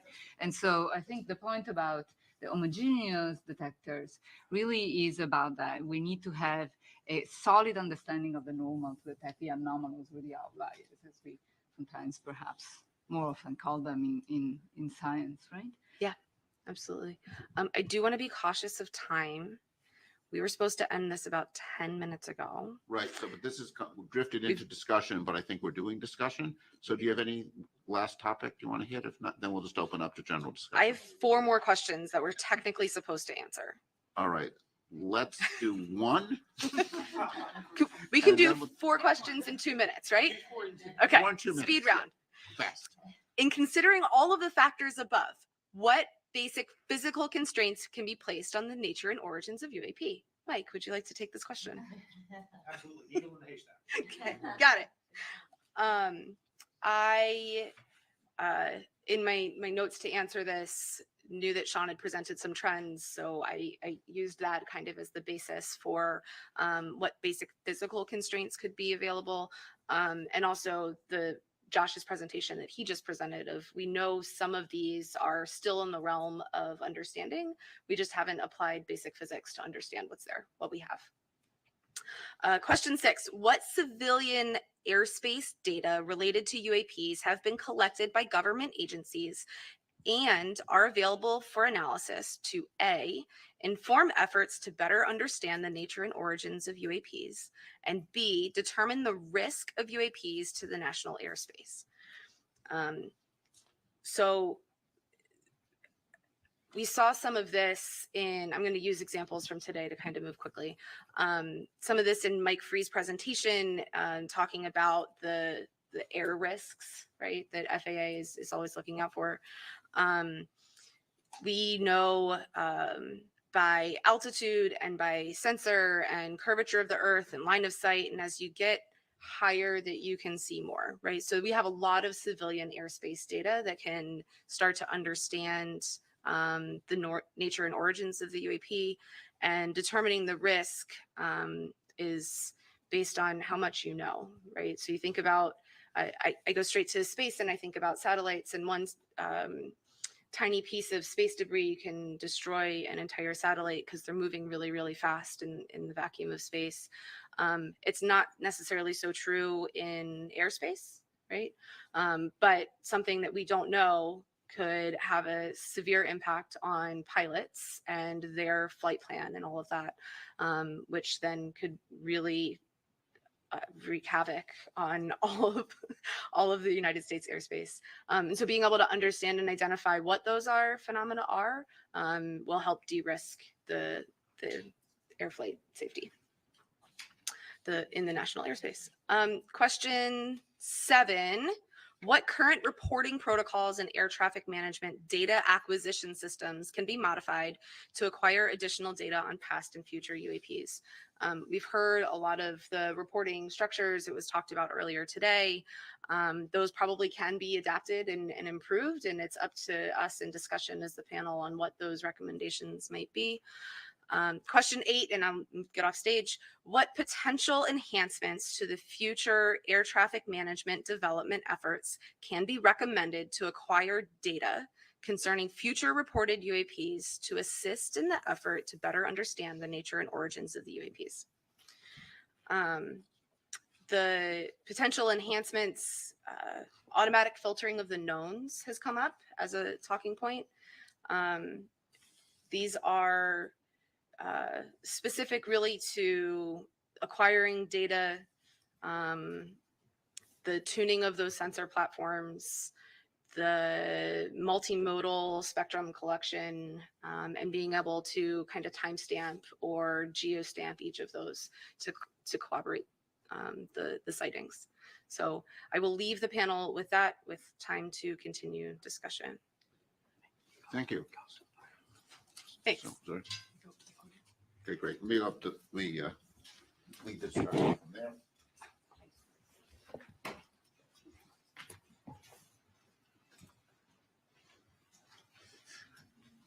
But before I open it up, I just wanted to restate Federica's answer to Mike for hay. If you know the properties of hay very well, and you go through your haystack and say, I don't know what this is, but it doesn't look like hay. You don't need to have a match filter looking for a needle in a haystack if you know hay very well. And who said NASA couldn't speak to Middle America? Now, as a New York City resident, my impression is if you go through hay you don't want to do it with your hands. But I defer to you on yeah. You have no choice, but AIML would be good. Yeah, I think yeah. So I want to, in the final minutes we have here before the public session, look to the future.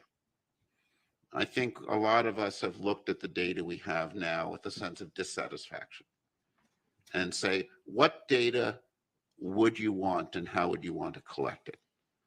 And just think about, we don't need to design the detectors, but think about the characterization that we'd like, what wavelengths we'd like, and just to kind of throw that out as one way to think about what we might want to recommend. Paul. So one thing that strikes me in that question is that I'm not totally certain that we've dedicated our time and effort to looking for anomalies. I think by default, there are some science communities that look for things like the genesis of a hurricane or a harmful algal bloom in the ocean or, something in interstellar space. But I'm not sure we ever focused our interdisciplinary effort on that. And I think the question you ask is a really interesting one, part of our statement of task, right? But I'm not sure I can answer that quite yet. That's how I feel about that one. Sure. Shelley, right. Yeah, going along with Dr. Bontempi's point there, we heard a lot from Aero about specifics about the needle, 1 to 4 meters in size, 0 to Mach 2. You can then look at NASA's assets, right? And look at its spatial resolution, its spectral resolution, in particular, the frame rate I'm going to get to your question here, Dr. Spergel. you can look at the current NASA assets and try to say which ones could find that needle, the ones that Dr. Kirkpatrick put forward. That analysis has not been done. So one of my recommendations would be for NASA to convene a group and a task force to look at its current assets to calculate what current available data,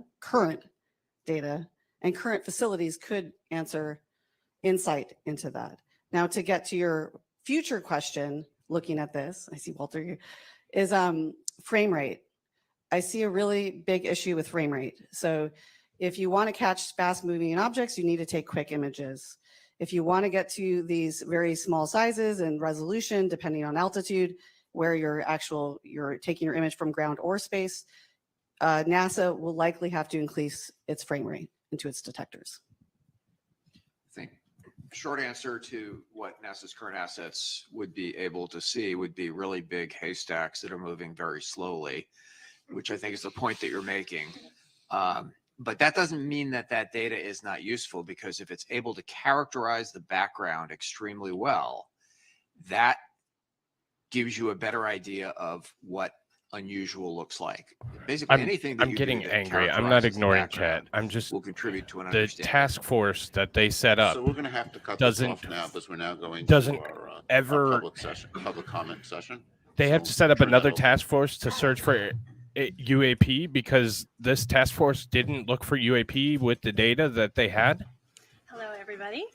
I am Karen Fox with NASA's Office of Communications, and we are segueing into the public Q&A portion of this meeting. As a reminder, this is a FACA meeting, that is a Federal Advisory Committee Act, and so we are under guidance which says that these meetings are public and that we take public questions.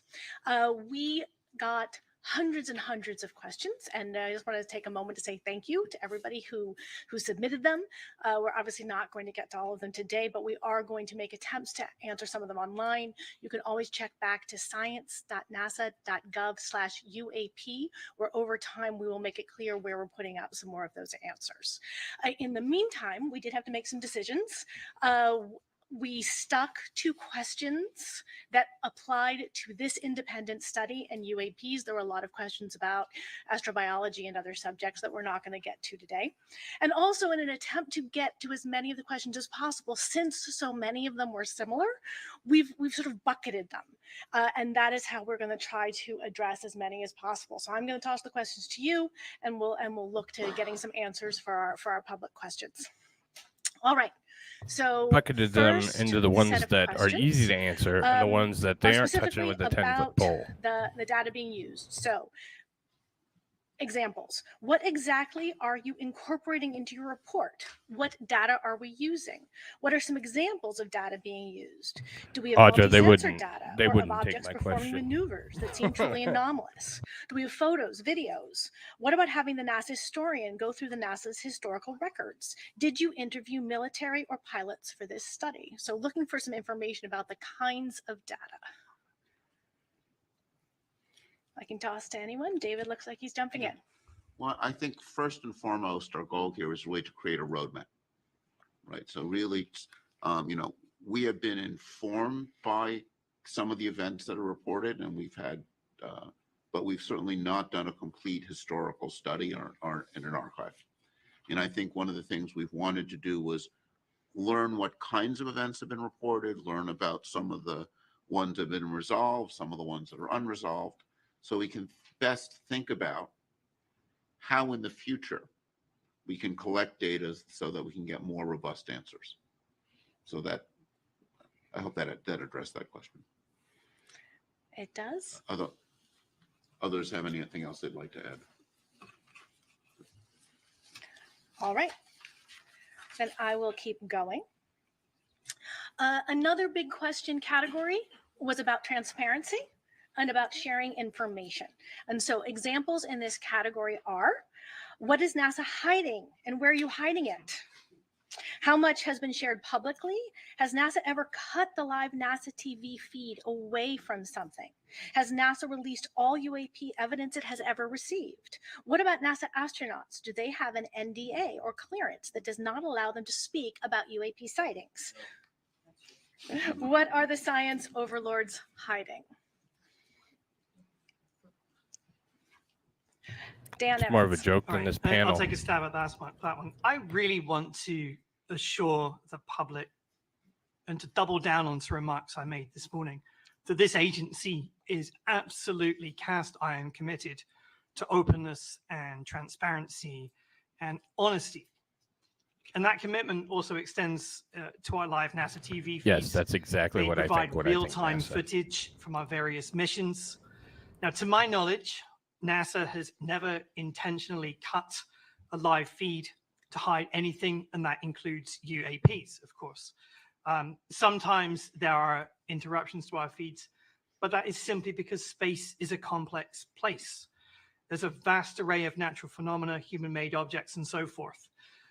But again, I wanted to reassure the public that we're absolutely committed to providing the public transparency and openness. Those are the hallmarks of NASA. That's why we're here today in Of course public he's on lying. TV, because we want the public to have the opportunity to see the process of this committee. No, you're on doing TV its for your work fame, you in public. dipshit. It's only right.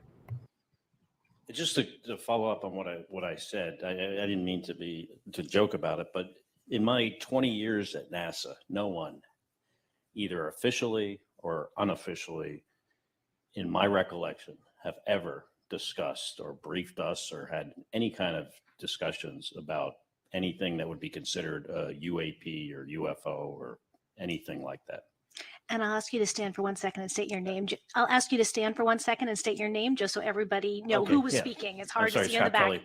I'm just following up on the question about if NASA astronauts ever signed an NDA or anything of that, anything like that. In my experience of being in the astronaut office for 20 years, there was never any formal or informal discussions at all about UAPs or UFOs or anyone reporting anything that would suggest something from, beyond our planet. Thank you very much. Yes, please. Just want to make a quick comment about the culture of science in relation to this question. Scientists by nature are at least intellectually sort of rebellious. It's in our nature to question authority. That's how you're a good scientist. Oh You don't yeah, just take you're someone's definitely word for it. You rebellious. try to discover the truth. Jesus Christ. And for that reason, this question about what are the science overlords hiding, that's sort of written in a facetious way. But I just want to emphasize that there's no way that all scientists could be in on trying to hide something, because it's just not in our nature. If somebody told me to try to hide something as a scientist, that would just increase my desire to belay that order. and You're to not a release it. And I scientist think that's anymore, you true idiot. of our community in David general. Grinspoon. All right, thank you so much. I am going to go on to our third set of questions, which is, has NASA been tracking Earth's atmosphere, or are we also studying bodies of water for UAP? I think that's a Dan question for NASA, or? Oh, yeah. Oh.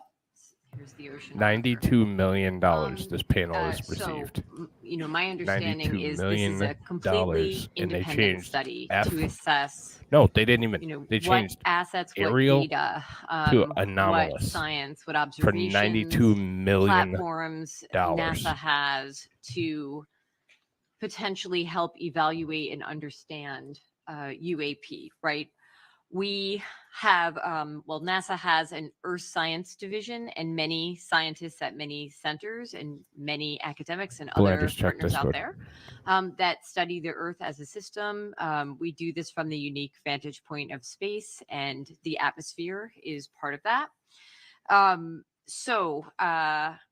think Dr. Kirkpatrick stated this morning that to his knowledge, and I think to ours, there isn't anything that's been reported below the ocean surface, and so I think part of what we've been talking about all day is, what assets are out there to actually begin to identify data that could be useful in explaining any of these reports if and should they come in. So I think that's probably it, unless there's something else to add. NASA hands All out right, then, NDAs thank like you. candy. Yes, Moving they do. on to our I'm under fourth like 9. general bucket of questions. What are you doing to solve the stigmatization surrounding the study of That's what I UAP? could find. And most of it's hidden. There was 30, 26, and And state your name if you wouldn't mind 36. first. Carolyn Toner, So FAA. that's Um, what's been reported. I So think the fact 92 that million NASA has is called what. us together here as There's a panel to look into 515 this, total that NASA employees is hosting a public of this meeting, office. that we've So the heard, office, the 90 right, it or the clearly 500, stated we're here or to be 500 transparent. employees and the I 16 think panel that's the members, first step 92 in million. trying to really normalize the study of UAPs. And we talked a little bit earlier about the reporting, about how to make it credible. And we talked also about UAP in one of the earlier talks this morning of the definition of the A, whether it was aerial or anomalous, as the legislation now is. And really the distinction beyond UFOs, right? When we're looking at UAPs here, we're beyond just airplanes. We're looking at all types of anomalous phenomena. And so that's just a more inclusive term there. Yeah, still Mike Gold. Just wanted to emphasize what Carlin said, which is so accurate. I really consider it quite amazing that we're here having this discussion. NASA leadership deserves great kudos for this. And beyond, I think a recommendation that I'd like to make is that NASA participate in symposia, in panels, sponsor research. When you have the NASA logo on that sponsored research, on the discussion, it really helps normalize and push back against the stigma. I think NASA can leverage its excellent reputation, both domestically and abroad, to help push back on that stigma. I think it's important to do so not just for science and discovery, but for national security. That we've all seen what's occurred with balloons from rival nations.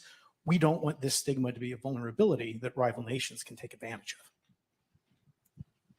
Yes, Dan? Yeah, thanks, Karen. Just a few additional points from the agency perspective. We are, of course, taking a set of actions to effectively normalize the study of UAPs, and that involves collaborating across the government, encouraging an open dialogue, and promoting rigorous scientific inquiry. Let me turn to each of those in turn. So in terms of promoting a rigorous scientific inquiry, the primary way we're doing this is by being truly rigorous and employing an evidence-based methodology in everything that we do. That is characteristic of scientific research. It's no accident that the people up on this stage are true experts in their respective fields. Okay, so that is in turn going to help us to legitimize UAP studies.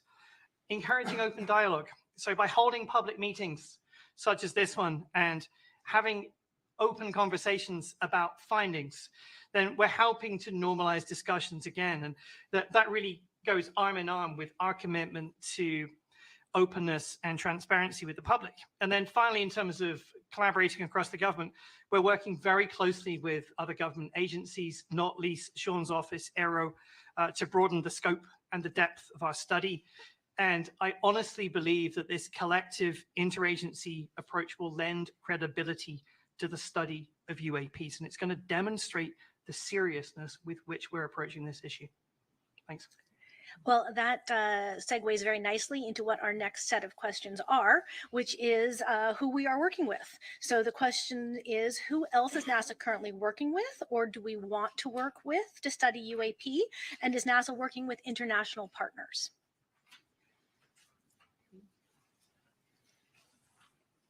All right. Pete, do you want to do it? I'll take a stab at it. Okay. As the questions tasked to this panel so kindly asked us, both in what other government agencies are collecting data, what data is available. NASA is partnering with them in many ways, as well as NASA has a wide commercial outreach and partnerships with understanding what data is available, as well as NASA's founded on well, not founded, but the core principles of NASA are with international partners. So the information that our partners are gathering is typically available to NASA as well. So Michael, yes, on all accounts. And I may just emphasize and add that NASA is singular, I believe, among government agencies in its international outreach. Again, not to keep talking about the Artemis Accords, but you see countries like Saudi Arabia that we may not have a great relationship with as government right now. We have Saudi Arabia and Israel in the Accords family, so that NASA is unique in its scope and ability to reach out. I also think that we're entering a new era of commercial space transportation that is going from low Earth orbit out to cislunar space. And that is going to be the purview of the Department of Commerce, which is taking over space traffic management. So I think it's very important that NASA work with and support commerce as we go through that transition. Department of Defense is currently responsible for that. And I think that will help us not only to identify potential UAPs, but to assist in preventing contention, congestion, and eventually conflict. And I also want to note, in terms of space debris in orbit right now, I believe, represents an existential threat to our very society, that we are getting very close to an event that could cause real problems for our ability to access satellites. And that's why I think there's great ancillary benefits to the conversation we're having today, that as we increase our capability to monitor orbit for UAPs, that data could also be very relevant as we look at near-Earth objects and other threats. And again, to just end on near-Earth objects, Apophis, for example, an asteroid, is going to come so close to Earth, it will be below geosynchronous satellites. So any effort to begin to catalog and do better in terms of understanding that environment is going to be terrific. And I hope NASA works with commerce and international agencies on Apophis and other missions. I think Federica had something to say too. Yeah, I just wanted to add that, you know, a lot of the things that we think we might recommend in terms of platforms to collect data that would be useful to study UAPs, you know, we recommend a multi-platform and multi-site. That would also mean likely ground-based as well as space-based facilities. And this is being done already in astrophysics, co-observing the sky from the ground and from space with different methodologies and different instruments to get a more comprehensive picture of what's normal and then detect what's anomalous. And about every 10 years, the astrophysics community anyways, but many other branches, convene a panel of experts to see what things can be done to advance the field in the next decade. It's called the decadal survey for us. And one of the recommendations this year was explicitly for agencies that do astrophysics to work together. So NSF, DOE, and NASA to work together, share data, share facilities and instruments. So I think this is, you know, there's a lot of fields will benefit from this, including the UAP studies. Oh, absolutely. Carlin Toner, I'd like to put an exclamation point on how well NASA is collaborating across the government. I'm from the FAA, and I can personally attest that, you know, FAA and NASA have a robust engagement in transferring research into practice in the ATM system. I think on the commercial space side, we work well with NASA. And all of our agencies are in the whole of government approach, supporting Aero specifically on the UAP topic. And, you know, it really comes down to good government and how we deliver, because we can each work our own mission space, but to cover the whole space, we need to collaborate together. And Dan? To put an exclamation point on Carlin's exclamation point. So I think it's important to say that, you know, we really do have a good relationship with the Domain Anomaly Resolution Office, Aero, Sean's office, and its previous or predecessor organization, the UAP Task Force. And we have really benefited from very fruitful collaborations among those various entities. And quite frankly, as a taxpayer, one should expect nothing less than the government to be working effectively across different units together. It's only right. That being said, it's also important to acknowledge what NASA's perspective is in this study, and to acknowledge that, you know, the Department of Defense, the intelligence community have massively different equities about the study of UAP, and they have different interests. Ours is a purely scientific one. So, you know, we collaborate, we consult. It's a very good relationship. And I agree wholeheartedly with Carlin that a whole of government approach is absolutely the right one to take. Great, thank you. I will move on to our sixth bucket of questions, which we had many on this topic. Is there evidence that UAP were created from non-human intelligence? Yes, please. I will take this one. First and foremost, we are scientists and we follow the scientific process. And I hope that the gathering here today showed a little bit of a glimpse on how the scientific process works. It's not a question that you can answer very quickly with yes or no. We follow the data, right? So as scientists, we follow the data, we formulate hypotheses, we test theories, we follow the scientific process. The role of this panel has been to create a roadmap and a framework for how all scientists that are interested in this phenomenon can further study, can further collect data, can further formulate experiments, again, hypotheses, can test different methods, maybe even innovate on the methodology side of things, come up with new methods for how we can do basically science, but not just any kind of science, but the science of discovery and exploration, which is basically in the spirit of NASA. So just like Carl Sagan was saying, extraordinary claims require extraordinary evidence. We cannot make that kind of extraordinary claims at all for any kind of big subjects in science, whether it's UAPs, whether it's biosignatures, whether it's technosignatures. This question of whether we are alone in the universe is probably one of the largest questions that we've had in our history of science, in our history of humanity. And it's not one that we can take lightly. And that's why we need so many scientists and multidisciplinary and interdisciplinary teams to work together, and many organizations.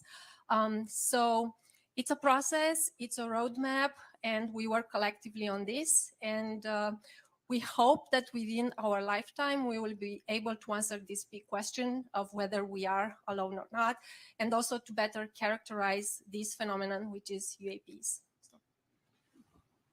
I want to sort of supplement that excellent answer by noting that we have not seen the extraordinary evidence, right? I mean, in a sense, to give, to make the claim that we see something that is evidence of, non-human intelligence would require extraordinary evidence, and we have not seen that. I think that's important to make clear. All right, then I will move on to our seventh set of questions. We received many questions about the budget that is being dedicated to this. How large of a budget will NASA allocate? How large of a budget is NASA allocating? And how large of a budget will NASA allocate towards the study of UAPs? Dan. Yeah, that's a Dan question. So there are two separate questions in there, which is, what is the budget for this group, this team, and what is the budget going forward, I think. Now, the budget for this independent study team is very consistent with any other of our external review groups that we bring into the Science Mission Directorate on an annual basis. So, we have maybe 100, 200 such groups, entirely consistent with that. Also important to say going forward now that NASA has not established a program relative to UAP. And as a result, there's no associated programmatic funding. But this is how NASA works. Federal budgeting is a complex journey, of course. And the way NASA, particularly NASA Science, likes to work is we anticipate and wait recommendations from independent groups such as this one. And we need to wait on final recommendations, and then we'll make an assessment. So too early to say, but of course that's all couched in the fact that federal budgeting is a very complex process, and we will always follow the law. All right, we're making good time. We have one more question that encompassed many of the ones we got, which is, has NASA encountered any aliens or extraterrestrial life? What happens if the public comes across extraterrestrial life? What would NASA do if extraterrestrial life was discovered? What would NASA study or do if extraterrestrial life was discovered? Now, I think it's worth making a distinction that when we talk about extraterrestrial life, we do have a study within NASA of astrobiology, which is not intelligent life necessarily. And so I invite you, as you answer this question, to make clear the distinctions as you are talking in terms of UAPs as well as any astrobiology work that we do. I would start by saying one of NASA's big questions is there life out there, right? And a lot of what NASA's doing in its exploration of the solar system and beyond is focused on searching for life in any form, extraterrestrial life. I think one of the things we have learned in the past 20 years is planets are common. We knew, of course, about the planets in our solar system, but we now know there are lots of planets out there. So there are lots of potential environments for life. And I think one of the most fascinating questions is, do any of those planets host life?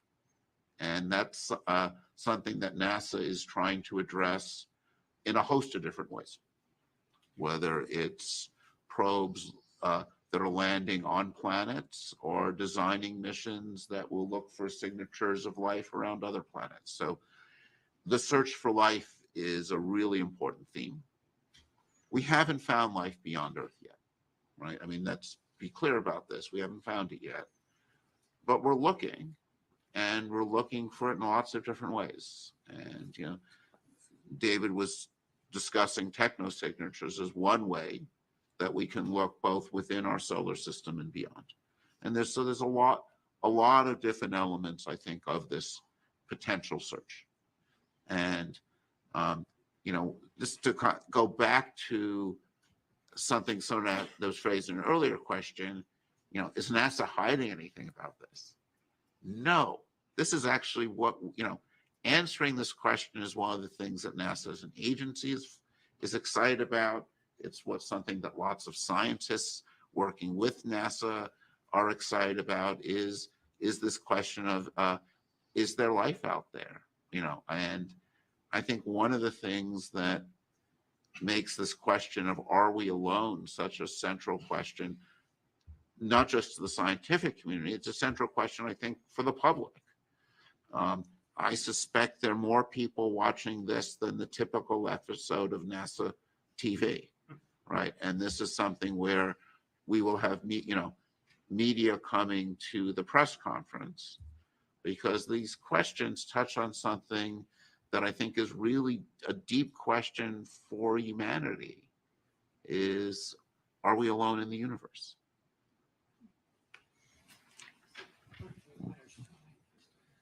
Yeah, just to kind of echo what David said a bit. I mean, obviously, this is something we think a lot about in astrobiology. What if we succeed? We are very driven to try to find real evidence of extraterrestrial life. And we would be highly driven to share that if we found it, because everyone wants to show that they've been able to succeed in what they're trying to do. And one perhaps illustrative example is to think about what happened when we came close, when NASA thought maybe they had discovered extraterrestrial life. And a big event actually in the history of astrobiology was in the 1990s when some scientists had thought that they had discovered fossils in a meteorite that came from Mars. And what happens is you don't announce it immediately. You make sure that you try to make sure you're right, because you don't want to have false alarms and announce something and then you go, oops, sorry, we were wrong. That was a mistaken analysis. But what happened was when the scientists were sure they were right, then there was a big, in fact, presidential press conference with President Clinton and NASA, and it was a big public announcement. And that's what would happen. If we discovered something, we would try to make sure we were right, and then we would very proudly and loudly let the public know about it. Thanks. We have just 1 minute left, so I'll let you finish up. Yeah, thank I you. disagree. The only thing I wanted to add, I think that wouldn't they've told at us a all lot. liken it to alien or extraterrestrial life, That the but government in is astrobiology bloated and and wastes money. exobiology, there is the exploration of our planet as an analog for what might be found on other worlds, and what is extreme cold, what is extreme heat, a volcano, a black smoker at the bottom of the ocean, what lives there, and how is that even possible? And things we still discover throughout our ocean might look alien to a lot of people, right? And we keep discovering new species of different things, whether We they know be what alien means, you microbes or dumbass. algae or, charismatic megafauna, whatever they are. But there are synergies. I know there was an initiative years ago at NASA called Oceans Across the Solar System. And the idea was, could our own Earth's ocean be used and the life within it as an analog for what might be discovered elsewhere? So I think that's an example of a potential synergy of interdisciplinary science, research, observations, etc., collection of data and information Oh, gathering that synergy could be useful buzzwords. in the future. Oh, so great. Thank you all so much. I will hand it back to David Spergel, your chair.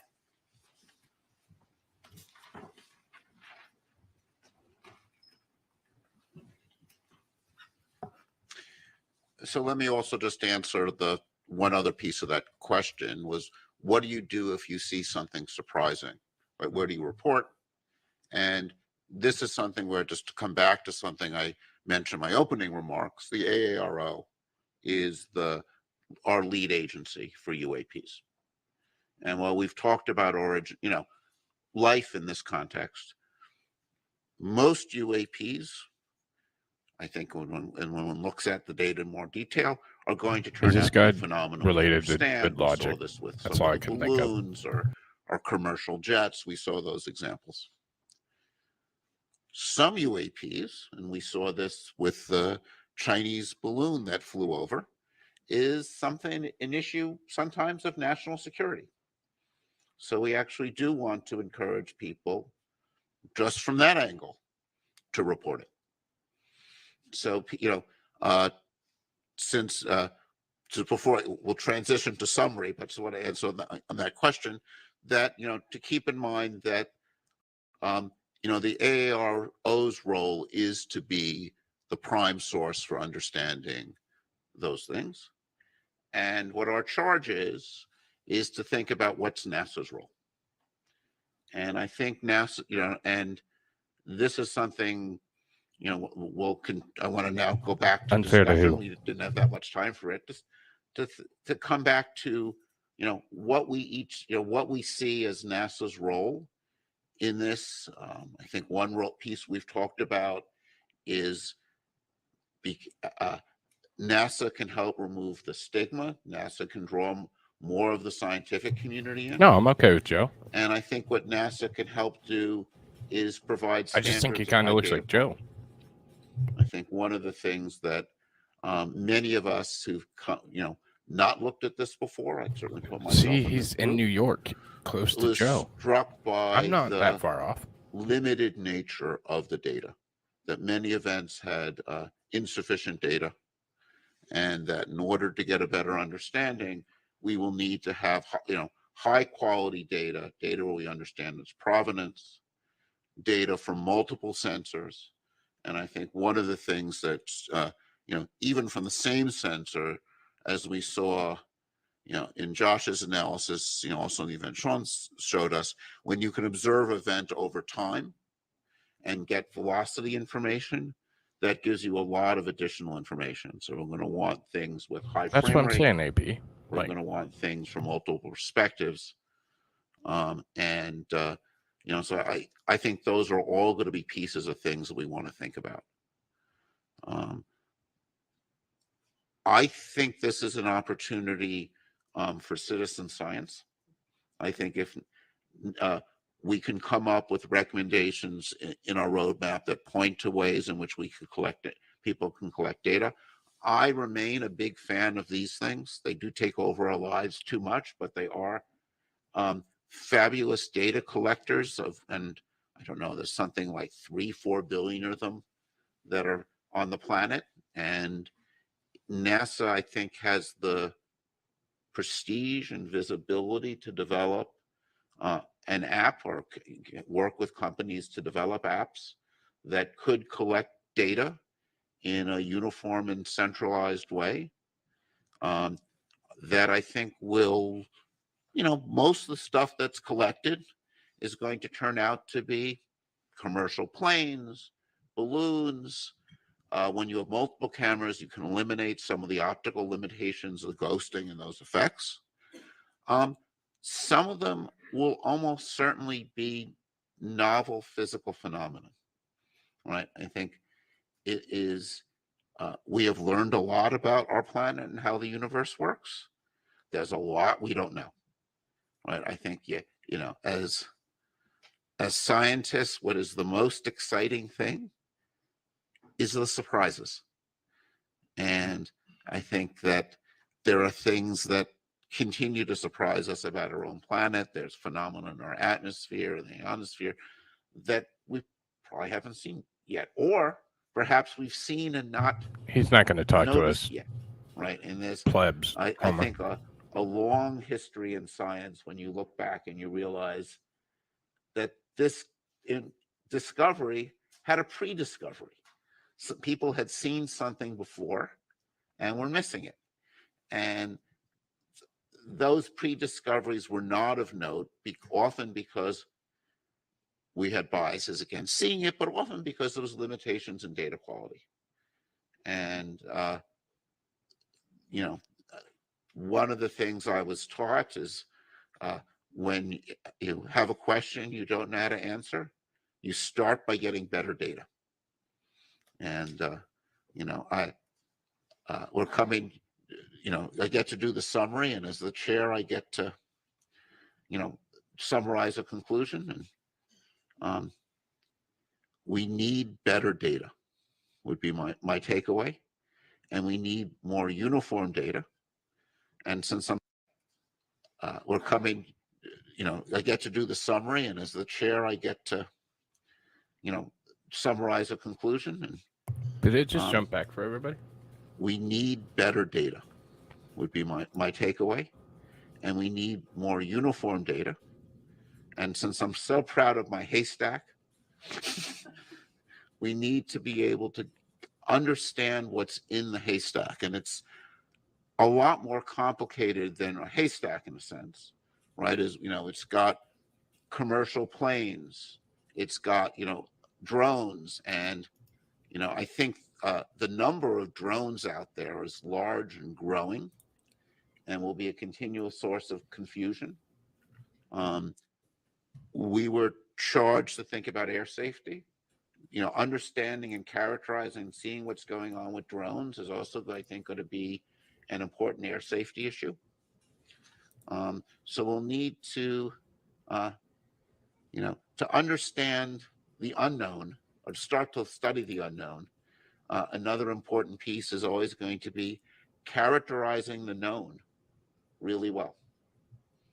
And, this is the part, I think, of a lot of science that seems dry and boring, but it's calibration and understanding the events you expect to see. In thinking about this area, one of the groups of people that people talk to are particle physicists doing experiments at CERN, where they go through the effort of finding extremely rare events to find new particles. And in order to do that, you need to understand the standard predictions well. So I think another part of the whole story, and I know this is something ARO is working hard on in the context of military, it's like you've got to characterize what the known things are. When you've got that F-35 flying past a balloon, what does it see? What does it see at sunset? What does it see at odd observing angles? And that characterizing the normal is an essential thing to do to understand what's out there. So let me conclude the session by thanking the panelists. It's been a pleasure learning from you. Thanking our Sean and our other invited speakers and our that we've had for some of our data collection sessions. We've learned a tremendous amount from you. And also thank the public for their engagement. I think we were all impressed by the number and level and sophistication of the questions people sent in. We tried to address as many as them that we could in the session. As you heard, NASA level, through science.nasa.gov will provide We're sophisticated. There'll be some additional answers provided. encourage you to go there. I'm so excited. We're Actually, as a sophisticated. non-NASA employee, I'll put in a little ad. NASA does amazing things, and we're learning amazing things about the universe and our planet, and just encourage you to go there and continue to learn and continue to explore. If you So do, thank you all. I want an interview.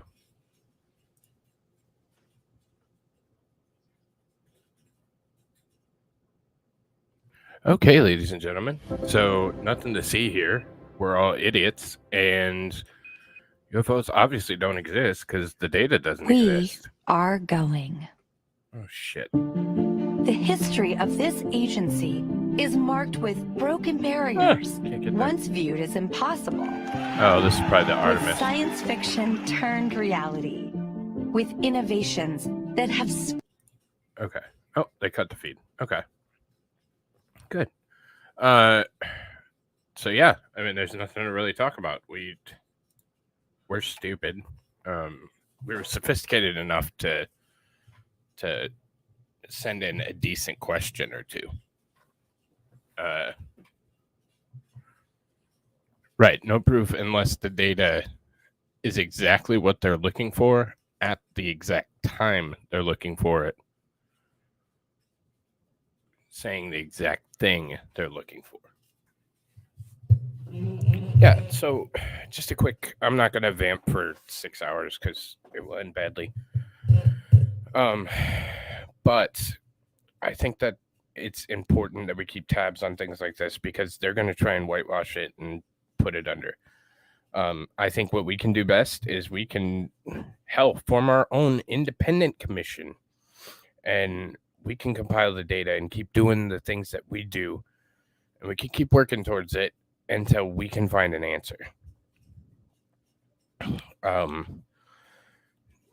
Government is so overbloated, and it isn't productive anymore. Like there's no benefit to NASA. Trust me, I know. They're stuck in their, I forget what they call it, legacy tech. That's what they call it. They're so stuck in their legacy tech that they don't really care about us or about our things. They want to do their thing, keep making their money, and enjoy the benefits that they get from it. Science, especially this science, has gotten so far from the everyman that it's kind of disgusting. I don't think that the scientific class should be a class that is so elite or so far above the rest. Yeah, I encourage everybody to keep looking. I encourage everybody to keep discovering on their own. They're not going to do it for us. Not that we would want them to, because they'd lie. And NASA's a dinosaur. Excuse me. They have literally no relevant purpose anymore. And it's going to be exciting. Like, as we advance in technology, as we advance in capabilities, things are going to get very exciting and very interesting. And the best we can do is just hang out and take advantage of it. Take advantage of the technology. Oh, we need a frame rate, blah, blah, blah, blah, blah. Fuck that. Like, just go out and look through your telescope. I mean, yes, exactly. The truth is out there. Yeah, Audra, 100%. It's a trust the science. We're going through that shit again. I for one don't. I've seen the science, and we've all seen how far off the science has been on certain things. Can't talk about them because, that's the original sin. But no, they aren't even trusting the science themselves, and that's what I'm saying. The scientific class has become the elite class, and it's not recognizable anymore. So we just can do the best with what we have, and what we have is ourselves, and putting together our own data and our own information. With that being said, this has been like a 5-hour freaking stream. Yeah, I know. So I'm probably gonna cut it, y'all. I really thank you all for suffering through that with me. It was fun to, it was truly fun to listen to how there's an art to how far you have to walk around something without saying something. Before, without touching it. It's really quite admirable if it wasn't so disgusting. So yeah, that's gonna be it for me. I hope everybody has a wonderful Wednesday afternoon. I will be on again 8:30 Eastern. So what, 6 hours from now? And we'll be doing central bank digital currency. So we're going to talk about that. That will be fun. May end up being a Rumble exclusive. I don't know. We're going to play it by ear, see what happens. I'll start on YouTube and then I'll let y'all know. So yeah, thanks for stopping by. Please hit that like on the way out. And oh shit, what? Hang on.